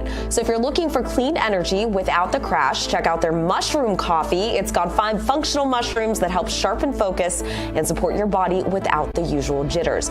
Everything 1775 makes is single origin, mold and toxin free, roasted fresh every week in Miami, and built by people who stand for free speech, truth, and this country. We back it because it aligns with what we talk about here on this show. No compromise, no corporate garbage. Head to 1775coffee.com/RAV. Use code RAV for 10% off and start your mornings with something that fuels more than just your body. It fuels your principles. Well, now that we are caffeinated, it's time to stay awake, not woke. And what's woke today? Well, a church is accusing the Trump administration of domestic terrorism when it comes to ICE raids. The United Church of Christ said the Trump administration is weaponizing the Constitution over its, quote, attacks on immigrants. The complaint used the words domestic terrorism because the church claims ICE agents are wearing masks and not wearing uniforms. Now, the White House denied these claims and said ICE agents are simply just doing the job of the American people. For more, let's bring in Dr. Gina, David, and Terrence. Guys, it's been said multiple times, these ICE agents are risking their lives and their families' lives to simply go out and try and keep the streets safe, try to operate President Trump's agenda and get illegal immigrants out of this country. Yeah. And the whole, I'll just start with the whole mask thing. Like, some of these ICE agents are wearing masks because they're trying to protect their identity so that there's no retribution against them or their families. And all of this while trying to do their job and keep the country safe. And it's just unfortunate that something like that is pulled out of the blue and taken out of context, even apart from the raids and keeping our streets safe, David. Sorry. Yeah. Well, Gina, please go. You're hot. Ready. Go.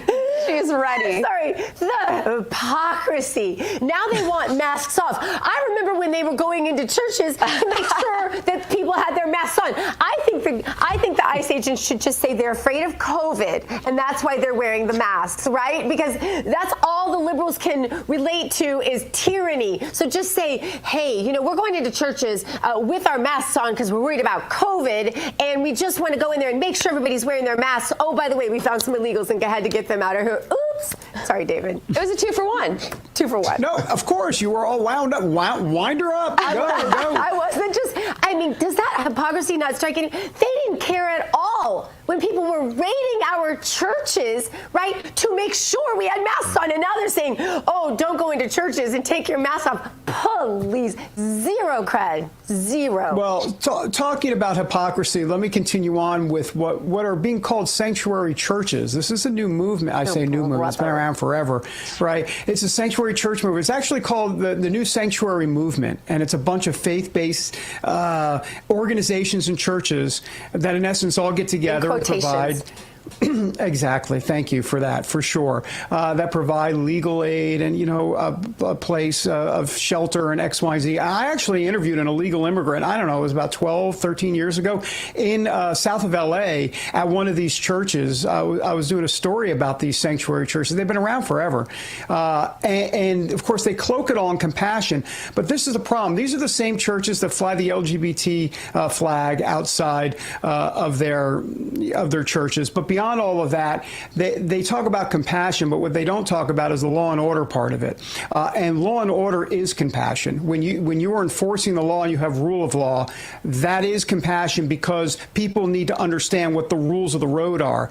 And if you're just going to flout the rules and basically have nothing, when the ICE agents and others are trying to enforce the law, that's immoral. That's immoral for sure. So anyhow, it's sanctuary churches. It's a big deal in this country. It's happening everywhere. They could just take out the word sanctuary, put in the word socialism, because all these is hot spots for socialism to flourish and breed and control you. That's all it is. Let's just not even give them, David, words like faith. They don't get that word because it's a lie from the pit of hell, actually, because these are really actually just socialist little hotbeds so they can go spread their greed. It's disgusting.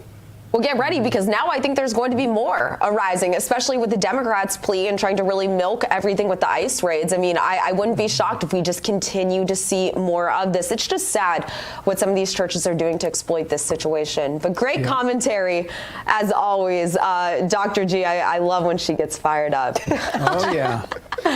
Coming up, your children and grandchildren during tough times. How do you explain tragedies to them when the reality of the event and the process of telling them can be difficult?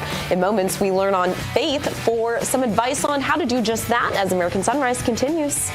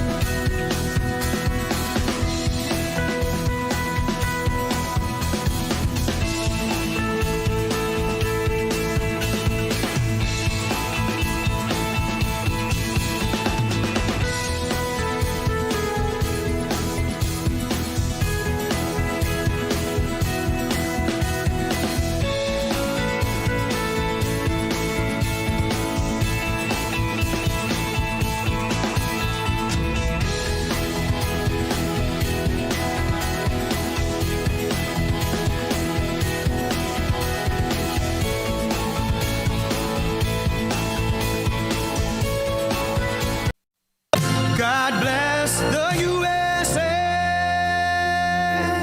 In the beginning, God created the heaven and the earth.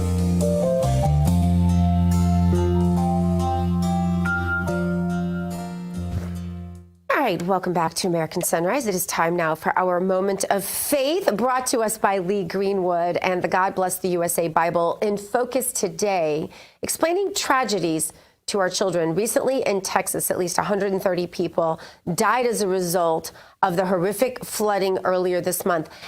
Now explaining these events to our children is, challenging to say the least for parents. That is where Child Evangelism Fellowship comes in. They have a new booklet called Do You Wonder Why? And it lays out how to explain these tragedies to our children. For more, let's bring in the Vice President of USA Ministries for the Child Evangelism Fellowship, Jeff Nichols. Jeff, these things are tough. We all have to do it as parents, whether a grandparent dies, whether they have a friend going through a tragedy and they need to try to be there for that friend. It is really important to teach our children that bad things happen to good people and God is still on his throne. But what else do we need to message critically to our children to prepare them for life in their simple-minded times? You make a great point there, Dr. Gina. I think when kids are going through really difficult times, they need the permission to ask the questions that they're holding in their hearts. And if you allow them the opportunity to ask the questions, even the hard questions about faith and life and God and how does God let this happen and all of that, is part of the healing process that can come about because of that. If they get any type of sense that some questions are off limits, then that restricts their healing process. So we want to encourage them. We want to say, God is not afraid of your questions. Like, read the book of Psalms. The book of Psalms has a wide range of emotions and screaming and yelling and asking for God's help. And so we want to give that hope and healing to the children. We're a ministry. Ministries meet needs. So we're a children's ministry. We want to meet the needs of the children, especially during difficult times like this. One of the things I always grappled with was my own emotion. Do I get myself in a place where I'm not going to cry when I discuss this with them, or am I more forthright with my emotions so that they also feel permission to cry? This has always been something I grappled with. Advise parents on this. Yeah, I think when we're being transparent and real, and we're letting them know we're struggling with this too. I don't have all the answers. I'm figuring this out with you. Let's figure this out together. I loved what Eugene Peterson used to say to parents and saying, if you want to hand off a secondhand faith to your child, let them know that you've got everything figured out. If you want to hand off a real faith to them, let them know, yeah, I struggle with things too. I have questions. Let's figure it out together. And I think during times like this is a great time to let them know, wow, these are really hard things to deal with. I mean, especially the people that are there in Texas that are dealing with personal loss. It affects us around the country for maybe a quick second, but those in Texas are going to be affected for months and years to come. Yeah. And they need to know that God is there. God is there to answer questions for them, and God is going to be present in their life every day of their life as they're asking these questions. Yes, and that His word is living and breathing in us, I think is so important too, saying, these are some of the scriptures that I go to when I'm struggling with this. What's your favorite? Having those sorts of conversations so that they know you go to the throne when you're down, and it's okay for them to do the same even if they don't have all the answers. I love that you're doing this, Jeff. I think this is incredible. Tell us where we can find it. Yeah, and one of my favorite Psalms, I'm sorry, I can't remember the exact reference, but it says, when I am afraid, I will trust in you.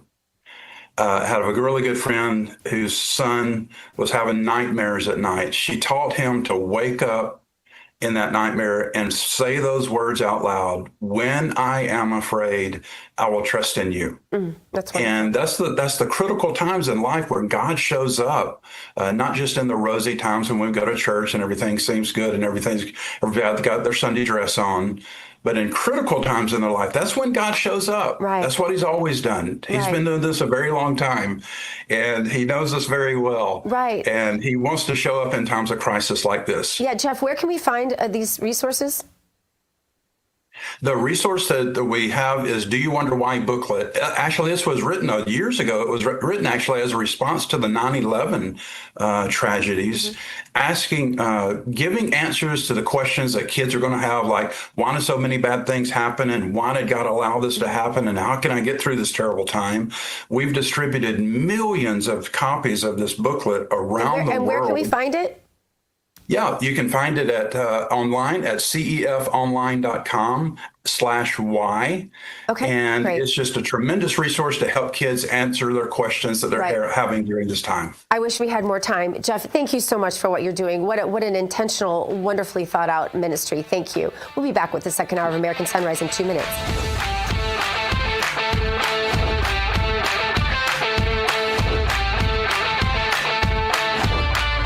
Introducing the limited edition God Bless the USA Bible, inspired by Lee Greenwood's hit song and the most recognized patriotic anthem in America, God Bless the USA. The God Bless the USA large print leather-bound King James Bible also contains America's founding documents, the U.S. Constitution, the Bill of Rights, the Declaration of Independence, and the Pledge of Allegiance, along with a handwritten chorus to Lee Greenwood's song, God Bless the USA. With its large print and slim design, This Bible invites you to explore God's Word anywhere, anytime. The God Bless the USA Bible makes the perfect gift and cherished family heirloom keepsake to pass on to future generations. Designed for an easy reading experience in the trusted King James Version translation, this large print Bible is perfect to take to church, Bible study, work, and for traveling. Order yours today at GodBlessTheUSABible.com.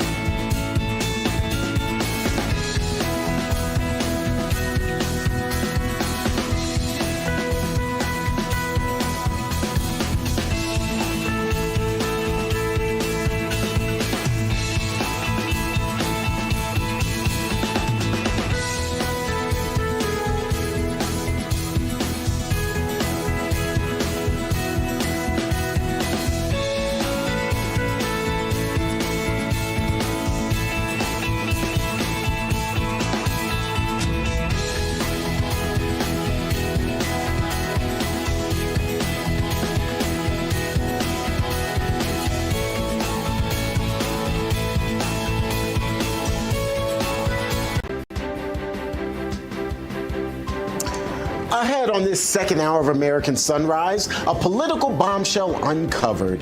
Intel Director Tulsi Gabbard reports that there is now overwhelming evidence that President Obama and his national security cabinet members manufactured and politicized intelligence about Russiagate in order to lay the groundwork for what was essentially a years-long coup against President Trump following his 2016 election victory over Hillary Clinton. We've got all of the details ahead. Plus, Trump at the 6-month mark. From the one big beautiful bill to draining the swamp, what are the president's biggest achievements so far? We'll take a deep dive. Plus, log on to Getter and Rumble and let us know what you think. We really want to know. And as Stephen Colbert mourns the impending cancellation of his late night show, his allies are lining up to support him. Ahead, who's calling for a probe of the cancellation? We've got those stories and so much more right now on this second hour of American Sunrise. Good morning, America. Welcome to American Sunrise. Whether it's culture, we have breaking news to share with you. Politics. President Trump is joining us live now from Florida. We've got you covered. This is what it looks like to be a patriot. We have to protect the American family. The American dream is still alive. I'm David Brody. I'm Terrence. And I'm Dr. Gina. Welcome back, everybody, to the second hour of American Sunrise. I'm David Brody on a Monday, coming to you from D.C. Let's bring in Dr. G here on a Tuesday. She's in West Palm. T. Bates on a Wednesday in our Denver newsroom. You had me confused there. I was like, is it Tuesday? Oh, my God. You had me confused, David. I'm just impressed that you guys listen to me, actually, so thank you for doing that. We do. Hey, just really quickly, I'm sorry if I could just go ahead. share. You know, in the first hour, David, I told you guys about my trip to Texas and how I met Deb at the gas station. Well, that has taken on a life of its own because now there's talk of foods at the gas station and what you should not and should eat. And I think there's a common consensus that you should not eat sushi from a gas station. Gas station sushi apparently is bad. I've got a steel drum for a stomach, though. I can eat it all. Wait, my husband had raw pork, which I guess is a delicacy in Cologne. Do you know about this? He sent me pictures. Everyone eats it. I guess it's super safe. He's still alive and talking about it. But yes, my husband and son were in Cologne, Germany, and they had raw pork, which is a known delicacy there in Cologne. Ew. I don't know anything about that, but then again, I'm the same guy who wants his steak cooked all the way through and well done. So, me and raw food just don't go together. Ooh, I love raw. I love raw everything, but I can't imagine raw pork. That I've never tried. But I was in a restaurant the other day. I'd rather not talk about the actual name of the restaurant, so I'll leave that to the side here. And we had a pork dish, which was great. And then they said, here's the side. And I said, oh, what's that side? That looks interesting. And they said, it's a pig's ear. And I said, so I'm not going to eat that, but could you take that away from the table? So there you go. That's it. Colby loves pig's ears, don't you, Colby? No, he loves them. Well, I can't. Hey, David, would you repeat that? I didn't hear you. You heard me. Oh, wow. We are just on a roll today, aren't we? This is going to be a great week of television. All right, let's get to this morning's headlines. President Trump suing the Wall Street Journal and its owner, Rupert Murdoch, for $10 billion. This all comes on the heels of the newspaper reporting that the commander-in-chief's name was on a 2003 birthday greeting card to disgraced child sex trafficker Jeffrey Epstein. The card reportedly included a sexually suggestive drawing. The suit, by the way, names Murdoch along with the Dow Jones, News Corp, 2 Wall Street Journal reporters, and News Corp CEO, Robert Thompson. Taking to Truth Social over the weekend, the president once again blasting the Wall Street Journal for its reporting, saying the Wall Street Journal ran a typical untruthful story today by saying that Secretary of the Treasury Scott Bessent explained to me that firing Jerome Too Late Powell, the worst Federal Reserve chairman in history, would be bad for the market. Nobody had to explain that to me. I know better than anybody what's good for the market and what's good for the USA. If it weren't for me, the market wouldn't be at record highs right now. It probably would have crashed. So get your information correct. People don't explain to me, I explain to them, he writes. In the meantime, it is a new week, but the old calls for transparency relative to the Epstein files continue. Former Epstein attorney Alan Dershowitz is the latest to chime in. This time, he's calling on the Justice Department to release additional investigative records beyond the grand jury transcripts Attorney General Pam Bondi asked a federal judge to unseal last Friday. I think the judge should release it, but they're not in the grand jury transcripts. They're sealed records by 2 or 3 federal judges in the New York courts. I've seen some of these materials. For example, there is an FBI report of interviews with alleged victims in which at least one of the victims names very important people, and the names have been redacted. I know some of the names from my investigation. For example, George Mitchell, the former senator, Bill Richardson, the former ambassador to the UN, Ehud Barak, the granddaughter of Jacques Cousteau, were all accused. Now, whether any of these people actually did anything wrong, we don't know.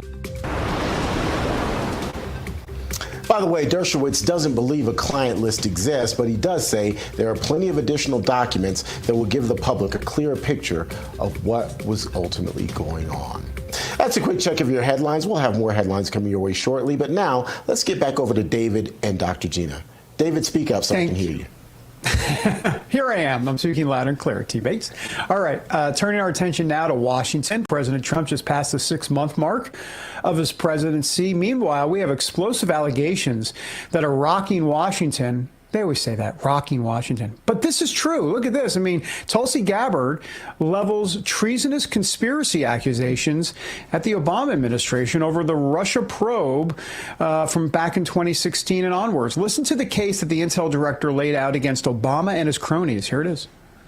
President Obama and his senior-most national security cabinet, James Comey, John Brennan, James Clapper, and Susan Rice and others, essentially making a very intentional decision to create this manufactured, politicized piece of intelligence with the objective of subverting the will of the American people, who in November of 2016 delivered a historic victory to President Trump, defeating Hillary Clinton.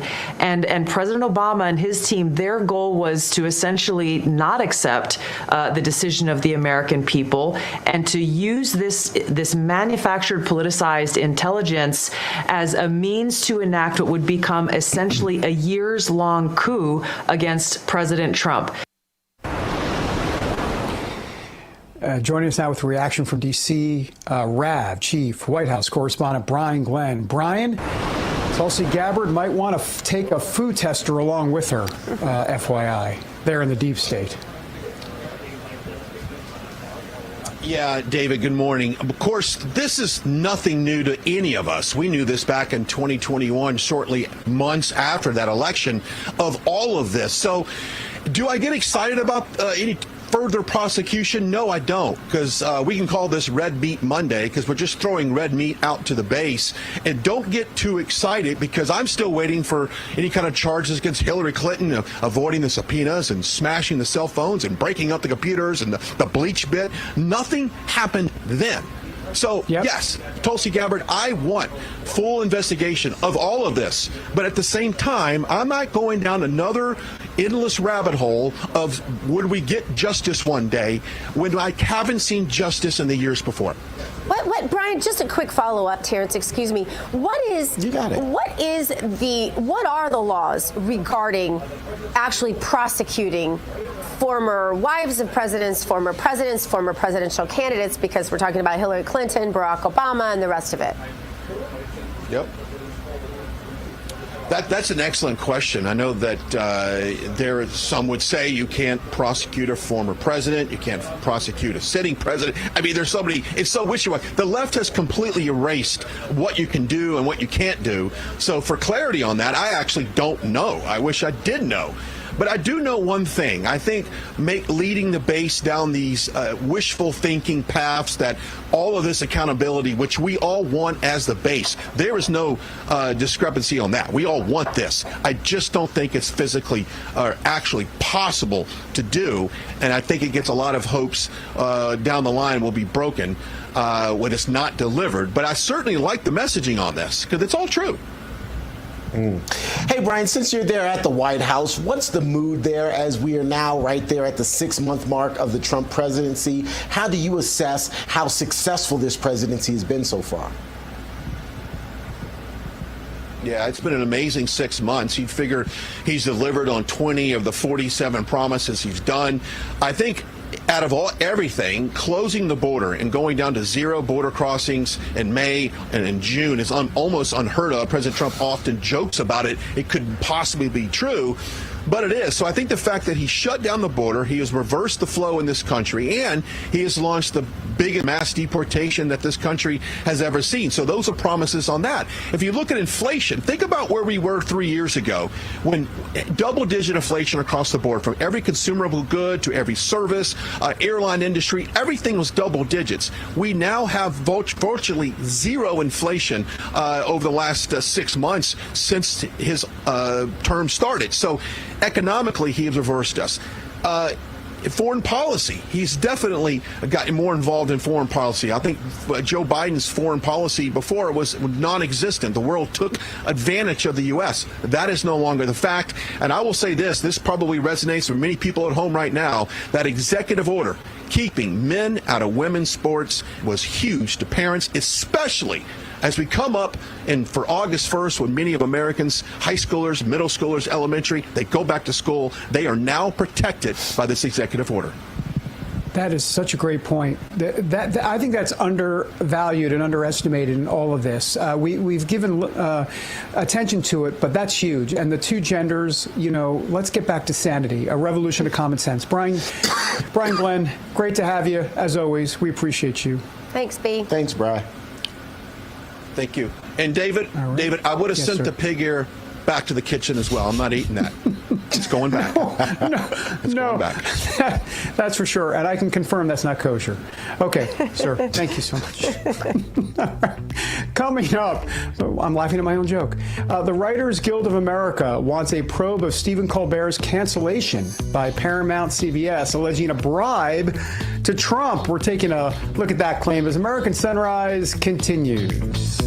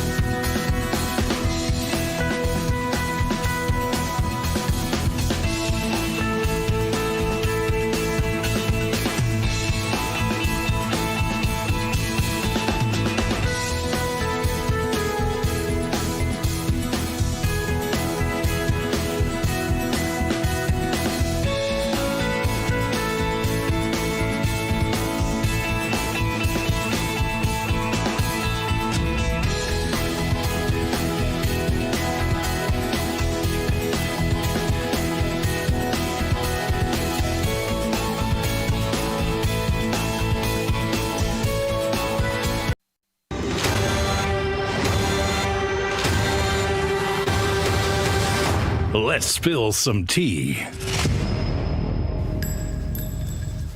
Let's Spill Some Tea is sponsored by Artillery Tea Company. ArtilleryTeaCo.com is the website.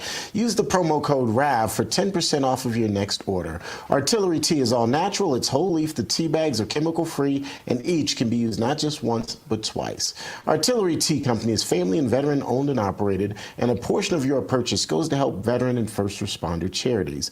ArtilleryTeaCo.com. Use the promo code RAV for 10% off. All right, it's time to spill some tea in the cup today. The Democratic Party and the cup is filled with hot water. Here's the question, though. Where do Democrats stand after 6 months of Trump in office? According to The Hill, Democrats have been unable to pull away from the GOP as they try to regroup for the midterms next year. Their analysis shows the Democrats still have a lot of work to do to win back trust from the American people and take back control of the House. When asked about her party being adrift, Democratic pollster Celinda Lake said, and I'm quoting here, "You can't just be on the attack. You can't beat something with nothing." But as history shows, they probably won't. All right, let's bring back in the entire group. Michelle, let's start with you. Michelle Backus here. What do you think about all this? What do you say? What say ye, madame? Look, they've had 6 months to get it together after that abysmal performance, and you would have thought that they would have realized that going further to the left isn't the answer. But for some crazy reason, we see what's happening in New York City right now, right, with Mondami, but we also see what's happening with AOC and Bernie Sanders. They continue to push these far left socialist figures instead of realizing that a lot of people don't want that. That's why they ultimately left and voted right this past election. But I think what we're really going to see is a very stark divide here, especially when it comes to New York City. For some reason, the Democrats keep going further left, David. Yeah, and that's the problem, is that the energy for their party is on the far left, and the far left is not going to win you elections. You know, if you look inside the numbers, 28% of Americans have a favorable impression of the Democrats, which, by the way, I'm like, wait, 28%? That's high. Who are those 28%? But that's a separate issue. So that's a problem. 28%, that's like the all-time low. I think it's one of the all-time lows ever for Democrats. And here's the problem, guys, is that the Democrats have problems in the midterms coming up with the Senate races, right? So you've got Georgia with Ossoff there. He's going to be in trouble. That's a tight race. And then they've got to defend seats in New Hampshire. Gene Shaheen is retiring. Michigan, Gary Peters is retiring. Minnesota, Tina Smith is retiring. So they're on defense with a 28% approval rating. That's a problem. And in the House, many of those toss-up races and the lean races are a problem for Democrats. There's more toss-ups and leans that are in the Democrat column. In other words, more they have to defend than the Republicans. So, Gina, this isn't looking good electorally as well. Yeah, you know, I grapple with the idea of calling out socialists and the Democrats for running as socialists and support, but at least he's telling the truth about what he believes. I am so tired of these Democrats running as Democrats, running as moderate Democrats in districts full of farmers and union people, right? And saying they're Democrats when they're socialists. Like, let's hold them to the standard of authenticity. Let's hold them to the standard of admitting what they really believe. And I don't want to bash somebody just because he's a socialist. Look, I don't want socialists ever in this country. But if you're going to run and act like a socialist once you're elected, then tell us you're a socialist in the election. Let's demand that of our politics. Let's demand that level of transparency and authenticity in our country, rather than these people lying to us and then serving completely differently than they ran. Mm-hmm. No, absolutely. Great conversation there, guys. Let's take a quick break, though. When we come back, it's going to be time to head over to Wall Street for some common sense when it comes to your wallet. It's ahead here on American Sunrise.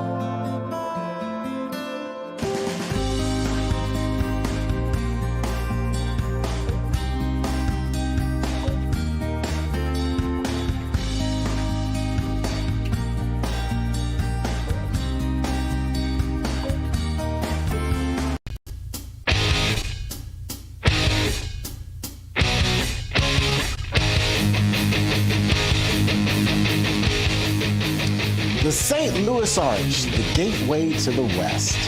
What a beautiful shot there. Good morning to you and welcome back to this Real America's Voice American Sunrise program. We appreciate you being here with us. We're going to get you ready for the opening bell at the New York Stock Exchange. It's going to ring here in just a few minutes. I can tell you pre-market trading looking pretty good across the board. As you can see, green all the way from top to bottom. Then the very bottom there, crude oil is in the red, but hopefully that's a good sign for gas prices. It'll be a little cheaper to fill up your car.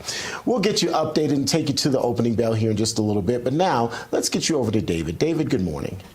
Good morning, T. Bates. All right, so let's get to our daily dose of dollars and common sense. We've got American Sunrise Early Edition host and the guy behind Jake's Takes on Substack. That would be, of course, Jake Novak. Jake, good to see you. So it looks like the inevitable is happening. AI starting to really kill big tech jobs. This is like video killed the radio star. AI really killing big tech jobs. Yeah, it is. And you know, David, how when people, let's just say elderly people, they get a little bit more honest with age. You know how that goes? IBM, in the big tech world, IBM is a fossil, right? They're a very, very old company. And sure enough, they're the ones being the most honest. IBM coming out very, very specifically recently explaining just how AI is replacing jobs, killing jobs at IBM. They are really a very honest company when it comes to this kind of stuff because they can be. They're not in that Silicon Valley world.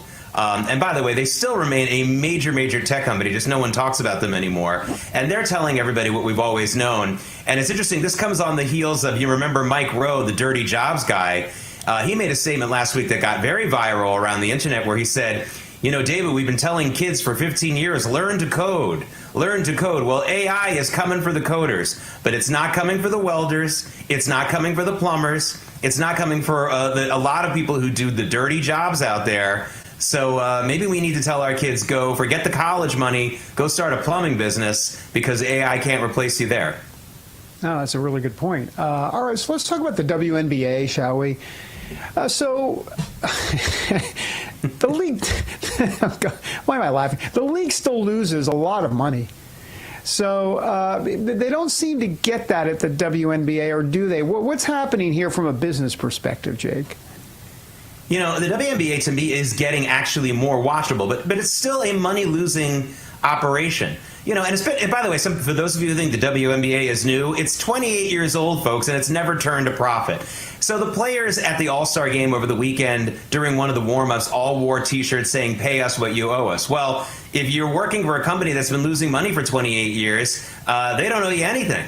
Now, of course, again, grain of salt here because there's a good opportunity for the WNBA to get more profitable. They're bringing in, I think, the most talented and exciting star in years who's been in the league for a few months now, Caitlin Clark. She's a great player. But, you know, David, the players who say they want to get paid, I'm calling baloney on them because if they really wanted to get paid, maybe they would stop trying to assault and batter Caitlin Clark every time they play. Plus, by the way, David, the players themselves are part of the All-Star voting. Not only did they not vote Caitlin Clark the best player in the league, they voted her the 9th best guard in the league. I mean, like way down the list. This is people, if they really wanted to make money, they would embrace their moneymaker. They can try to play her really well. I'm just saying stop elbowing her and all the other nasty stuff and stop pretending she isn't a big star who's going to make you rich if you're smart enough not to beat her up every night.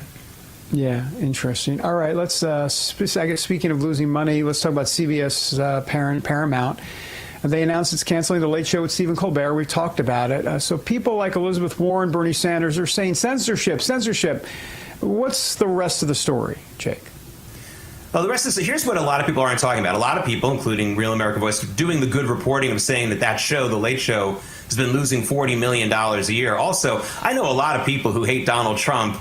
None of them tell me they ever watched Stephen Colbert. So clearly there's a financial thing going on with that show in particular. But here's the thing not enough people are talking about. Paramount, which is the parent of CBS, is about to be bought by a private equity firm called Skydance. And Skydance, led by a guy named David Ellison, wants to emphasize CBS's most valuable asset, which is the NFL. The NFL is one of the few entertainment products which draws just as much attention from rich, poor, white, black, Latino, everybody in between. And I would bet a lot of money, David, that this Late Show franchise is going to be replaced by something NFL related. And in the offseason, maybe it'll be a different sport that they look at. They want to cash in on NFL mania at CBS. That's what Ellison and Skydance want to do, and that's got nothing to do with politics. They know where Americans... Listen, the NFL is America's addiction. It covers every single demographic group, and I would put more NFL content, too, on CBS if I were going to be in charge of that network. Yeah, for sure. By the way, just on a separate note, I've never understood why, other than wokeness and far left politics, but why a company or a show would want to alienate half their audience, if not more than half their audience. It just does. It's not a good business model at all. Yeah, well, it's because the networks, including the entertainment sides, the networks for years have been acting as a loss-leading lobbyist for the bigger corporations that own them. They know they're losing money, but they're using them as a lobbyist for the swamp, the bureaucrats in D.C., who have control over their money-making enterprises that are much more profitable. It's a lobbyist operation. I hear you. Gotta run. It's time for the bell, Jake. You know the deal. You know the bell well. So does T. Bates. It's sponsored by AMAC. The Association of Mature American Citizens is the conservative voice for Americans 50 and older. AMAC is fighting for the values that you hold dear. Join today. Together, we can write the course of America. We're getting ready for the opening bell at the New York Stock Exchange. The applause is already underway, which means the bell is set to ring here at any moment. I can tell you that right now things are looking pretty good in pre-market trading. The Dow, S&P 500, and the NASDAQ are all in the green. You hear the applause there. The bell is coming up momentarily. There you have the bell. Now that the markets are officially open, let's take a look. Let me refresh. And here's what you can expect. Looks like things are still on the positive note according to our board here. So all the way up and down, everything in the green. At the very bottom, crude oil not looking so positive right now. So we'll keep an eye on it for you throughout the day and keep you updated. Meantime, since President Trump was sworn in, his administration has made enormous progress at a breakneck pace. But don't forget, while they're moving mountains for the good of the country, they can also take your personal savings into account. That's where you've got to step up. One of the best ways to look after your savings is through diversification, particularly with gold, and you can trust the folks over at the Birch Gold Group. In the past 12 months, the value of gold has increased by about 40%. Central banks continue to bolster demand for gold by buying in record quantities, and then there's the global instability and tension that's at the highest it's been in decades. The Birch Gold Group makes owning physical gold extremely easy, and you can easily convert an existing IRA or 401k into a tax-sheltered IRA in physical gold, or you can buy some to store in your own home. All you have to do is text the word America to the number 989898, and the Birch Gold Group will send you a free information kit on gold. There's no obligation here, only useful information. With an A+ rating with the Better Business Bureau and tens of thousands of satisfied customers, take control of your savings today by texting the word America to the number 989898.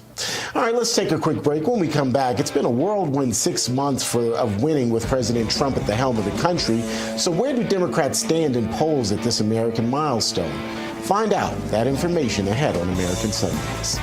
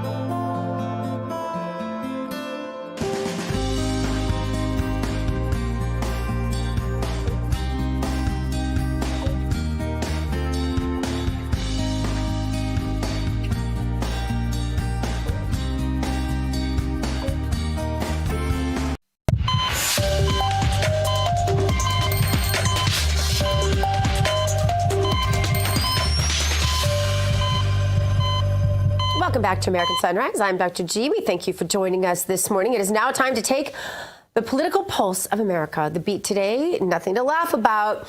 In fact, it's just the opposite. Here's the headline. It's sort of scary. Officials flag surprising revelations from deep state department cuts. They're referring to are mind-boggling inefficiencies, including dozens of HR offices and 50-layer approval processes. Now, according to a senior State Department official, things are so fouled up, in fact, that it took senior staff 3 months to get a total head count of employees. Can you even imagine if a business ran like this? Well, we don't know how many employees we have. It'll take us 3 months to figure that out. Anyway, they just didn't know how many people worked there. The official went on to take it one step further, saying, quote, "It's sort of scary as a taxpayer and as a public servant to think that we don't even know how many employees we have. This is the National Security Agency, you know? Who are these people? Not only is this a dangerous situation, it's an expensive one. Government waste on a massive scale, and it's our money that is being wasted." David. Yes. Hello. Listen, can I just say something? Can we get a breaking news stinger? You know, this just in, federal government, massive red tape alert. I mean, come on. Like, we've known this for a while. You know, I like to bring the receipts at times. Usually it's from, as you know, Golden Corral. But there are times where I actually bring the receipts on news items of the day. The Federal Register, okay, in 1950 had 10,000 agency rules, federal agency rules, 10,000. Today, 200,000. 200,000. So that pretty much says all you need to know about all of the gobbledygook crap, and we haven't said that in a while, but that's what it is. I forgot about it. That's going on. Yeah, I know. I had to bring it back. And this is what's going on. 10,000 to 200,000. So what does that mean? So you have contractors. This is just one example. There's so many. You have contractors who go through a certain agency in the government, whether it be an interview or they fill out a form X, Y, and Z. And then, you know what? Well, that other agency, another agency has to sign off on it, has a different form, has a different interview process, and it just goes on and on. Meanwhile, you know, the taxpayer dollars is being lost and time is being wasted, and it just goes on and on. So this is, to say it's a problem, we've known this for a while, but, you know, how are you going to tame the beast? That is a real question. President Trump has tried. It is not easy, and I give them credit for trying, but this is a problem that's been in the making for, well, close to 75 years, if not more. Yeah, I agree with you. And David, I'll just say, you said President Trump has tried. I'll say he is still trying. He's still working at it one bite at a time. It's still a process. But all of the issues that we're talking about are institutional issues, and bringing down an institution, changing an institution, that's difficult. That's difficult, and it takes time. It takes a lot of time, probably more than one administration. And so I think the bigger picture here is that President Trump is starting that process, but it's going to take another Republican administration to try to continue that process, because if Democrats get back in office, it's probably going to be reversed. Yeah, it never should have been like this in the first place. It never should have been. And here, well, I was going to say, Gina, I always think about what you say, right, which is community first. I mean, if we had listened to the founders at the beginning and realized, and we had this going through the 1800s, and then, you know, the Great Depression happened. I mean, we can go through the history of all of this, but the Great Depression happened. FDR obviously enacted the Great New Deal. And then from that point on, it just got crazy. Government could solve all the problems. The agencies could solve all the problems. And while it was important in 1929, in the heat of the moment, if you will, out of the Great Depression, look at what it's turned into. It's such a major, major problem here. Yeah, exactly. All right, well, you guys, good convo. I want to throw this over to Michelle. Michelle. Dr. Gina, thanks. Always a pleasure. I want to turn our attention now to the media and this headline that the liberal elites are in meltdown mode over. Writers Guild wants probe of Stephen Colbert cancellation, alleging, quote, bribe to Trump. They went on to say, quote, given Paramount's recent capitulation to President Trump in the CBS News lawsuit, the Writers Guild of America has significant concerns that the late show's cancellation is a bribe, sacrificing free speech to curry favor with the Trump administration as the company looks for merger approval. Cancellations are part of the business, but a corporation terminating a show in bad faith due to explicit or implicit political pressure is dangerous and unacceptable in a democratic society. Paramount's decision comes against a backdrop of relentless attacks on a free press by President Trump through lawsuits against CBS and ABC, threatened litigation of media organizations with critical coverage, and the unconsolable defunding of PBS and NPR. Well. Joining us now with analysis and insight is media and PR strategist Adam Weiss, host of Media Exposed here on RAV. Adam, I just cannot wait for your take on this situation. You know, Michelle, the only business from Hollywood to the media where they can lose $40 million a year and still cry about it, still think, why are we being let go, is the press, is the media business. You know, your ratings aren't good. Back in the day, there was Johnny Carson. He was a legendary, probably one of the most legendary talk shows ever in the 80s. He used to get 10 million to 17 viewers every night. And he had an interview with Barbara Walters, another legendary. And he said, Barbara said, Johnny, some people criticize you for not getting into socialism. He says, look, I just want people to laugh at night. That's all. I don't want to get, that's all. And why can't Stephen Colbert has disenfranchised, criticized half of the country over and over again. But I still think it comes down to economics. You're losing $40 million. I had a restaurant client in Miami open, a Vietnamese Thai restaurant. In 3 months, they were losing. I said, why'd you close? We're losing $30,000 a month, Adam. We can't do it. That's business. That's economics in America.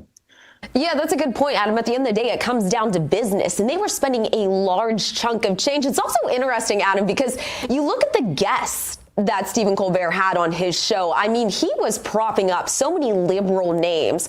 And I'll tell you what, even just looking at pop culture, for instance, a lot of people are sick of the bashing of Trump every night. Get a new shtick. It's a one-trick pony with what he's doing. Do you think that sends a bigger message, though, that Americans just weren't really interested in watching someone just bash Trump every single night? Well, let's take a look at household statistical ratings. Greg Gutfeld from Fox is in only 70 million homes. CBS News is in over, I think, 250 million homes or 300 million homes in America.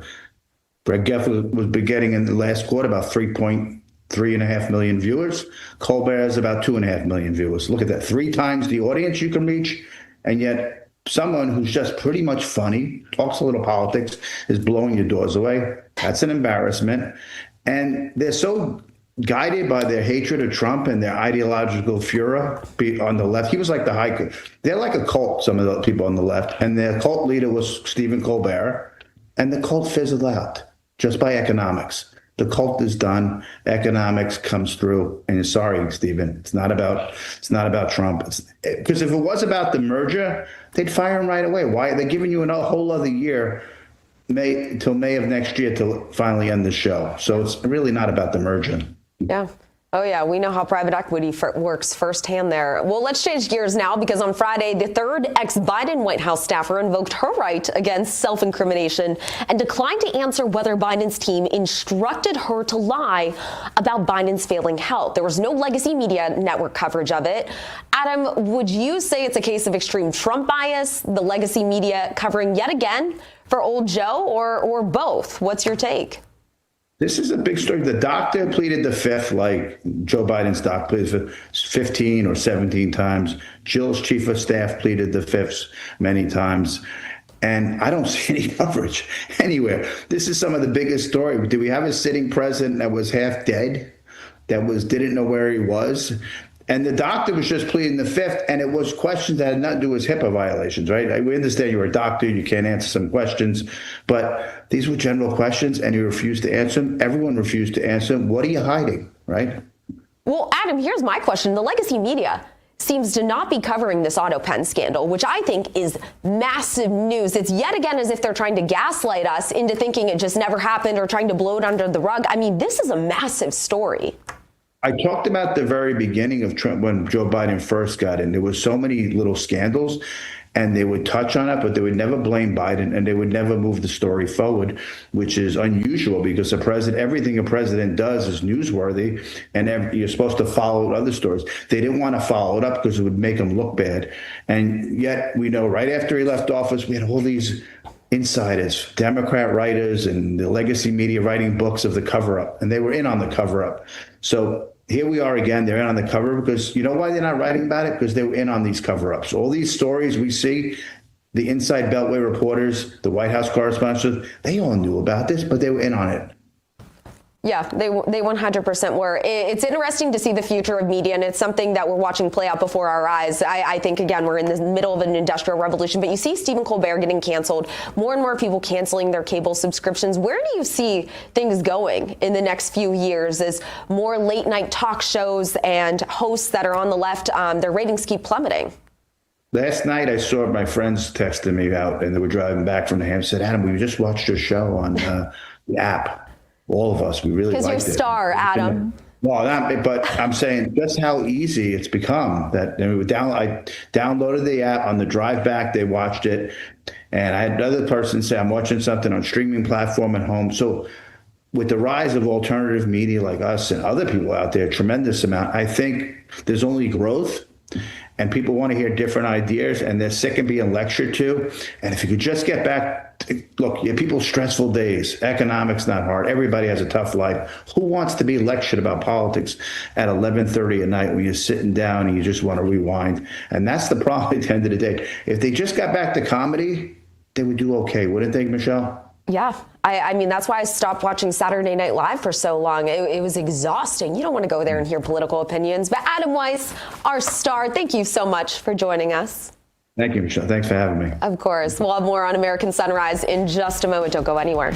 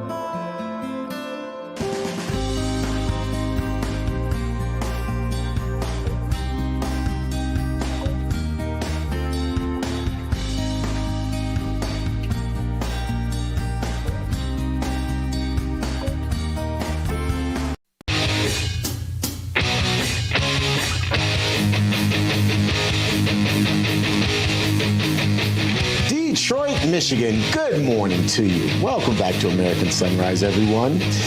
In focus today, stress and how it impacts your health. So is your body just tired and gaining weight? Well, the great folks over at Energized Health have a solution. I did the 555 challenge. Todd did not.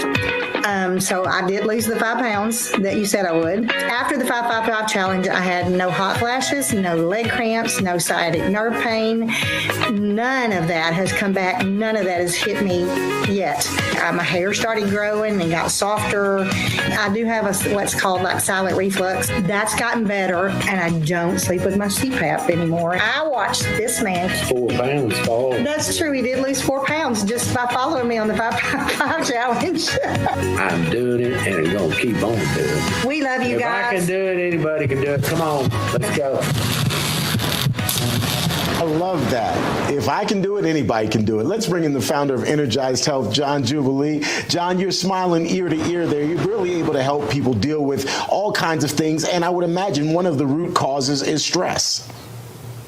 Well, it really is, Terrence, and a lot of us, we think that our stress is psychological. We think it's circumstantial. I lost my job, my car got a flat tire, my grandkids are having challenges.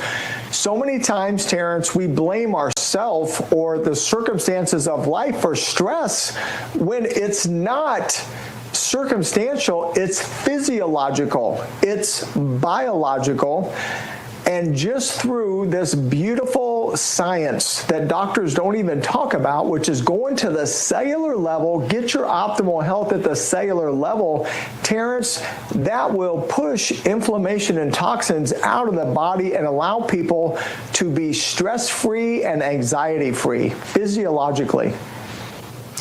Okay, you've got to dive a little bit deeper into that because there are a lot of people hearing this and saying, oh no, my stress comes exclusively from the things happening around me, from the things happening to me. And you're saying, no, it's really more of an internal thing. That's a complete shift in paradigm.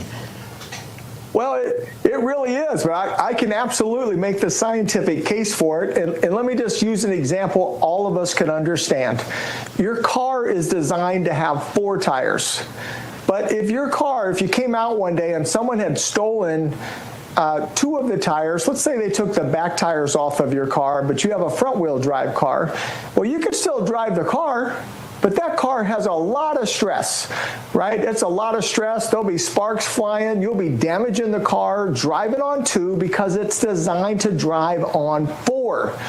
The human brain and our body is designed to be mostly water. And if we don't have our intercellular hydration, your brain, your heart, your liver, your kidneys are all under the same type of physical stress as your car would be under without 2 tires when you're missing half the hydration you're supposed to have in your cells. So dealing with any ailments that you have starts then at a cellular level is what you're saying. Well, look, you just heard a woman, and realize, Terrence, this woman is talking about just 5 days of implementing some simple strategies changed in her life. And of course, I'm smiling ear to ear because, Terrence, this is what we get to do. We get to help tens of thousands of people find a real solution. This woman got off of a CPAP machine in 5 days. She just listed 5 health issues that reversed in 5 days. And don't you love the sweet, grumpy husband who said, I'm not doing it. But then he kind of followed her anyway and said, if I could do it, anyone could do it. And even he wasn't even really trying. And he still lost 4 pounds, not of weight, but of fat, Terrence. That is the breakthrough science of going to the cellular level. That's transformative. That's also awesome. I'm just going to add that. EnergizedHealth.com. You can go there for more information. Also during the segment. Go ahead. Oh, real quick, Terrence. This is the invite for the My 555 Challenge. If you guys would, we want to invite you, Chelsea and I, next week, guys, it starts. It's my555challenge.com. We only do these a few times, so jump in, get in for the price of a cup of coffee. By the way, it's only about 45 minutes of your day. You can watch it anytime you want, but it will be transformative this 5 days together, so come and join us. My555challenge.com. The information's there on your screen as well, folks, if you'd like to log on. John, always good to see you, my friend. Love you, Terrence. Love you too, my brother. More American Sunrise coming your way in 2 minutes.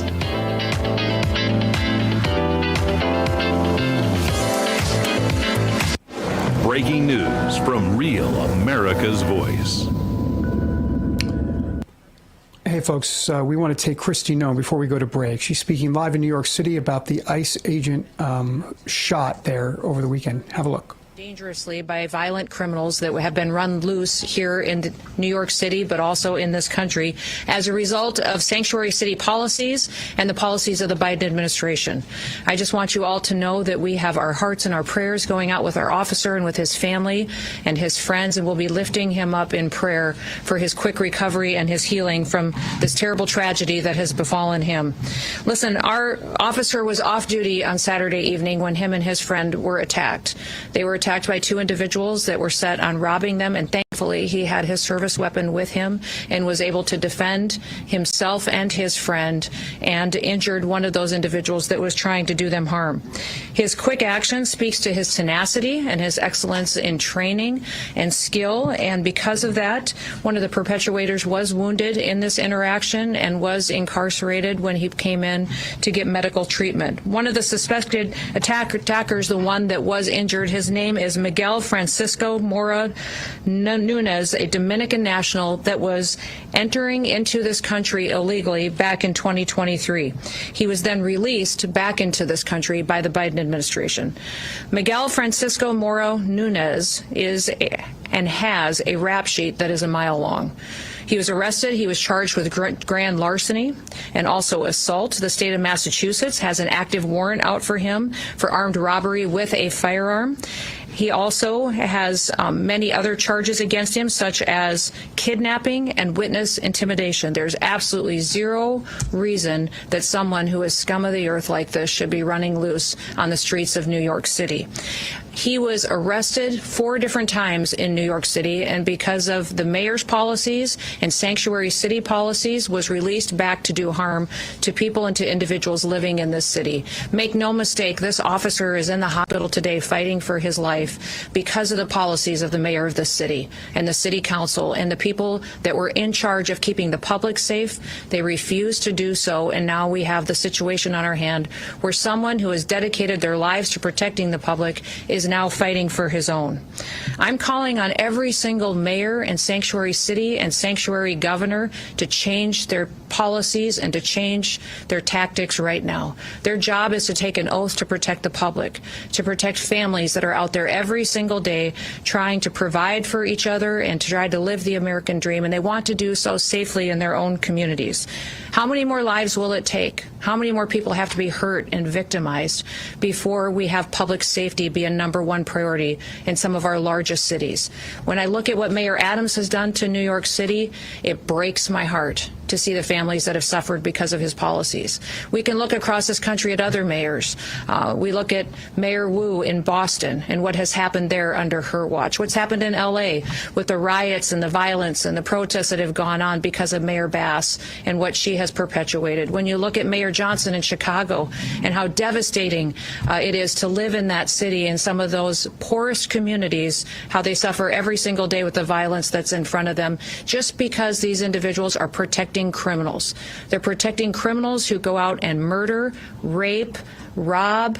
They perpetuate violence on our children. They traffic them and drugs and damage this country every single day under the protection of sanctuary city and governors who put in place these policies that allow them to perpetuate these crimes with no consequences. What I would say is today, my hope is that this would wake up these individuals and they would recognize that they can't keep letting these dangerous criminals go free. They can't continue to let these individuals be brought in for crimes they're committing against the public and then releasing them right back onto the streets with no consequences whatsoever.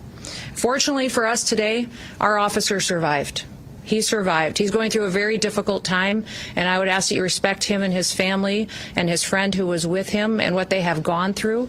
But I would also say that we can't guarantee that the next victim of these dangerous criminals will be treated the same or will be able to get through this dangerous situation. We were able to bring the second individual in and have detained him as well, and he will face consequences and hopefully strong prosecution for his crimes and his involvement on Saturday night. But my hope is that we can can continue to, when ICE is out in our communities and they're lodging detainers against individuals that are in this country illegally perpetuating crimes, that we would have a city like New York City start to honor them and allow us to bring these criminals to justice, allow them to get them out of our communities so that they can't continue to hurt people like we saw on Saturday night. We still have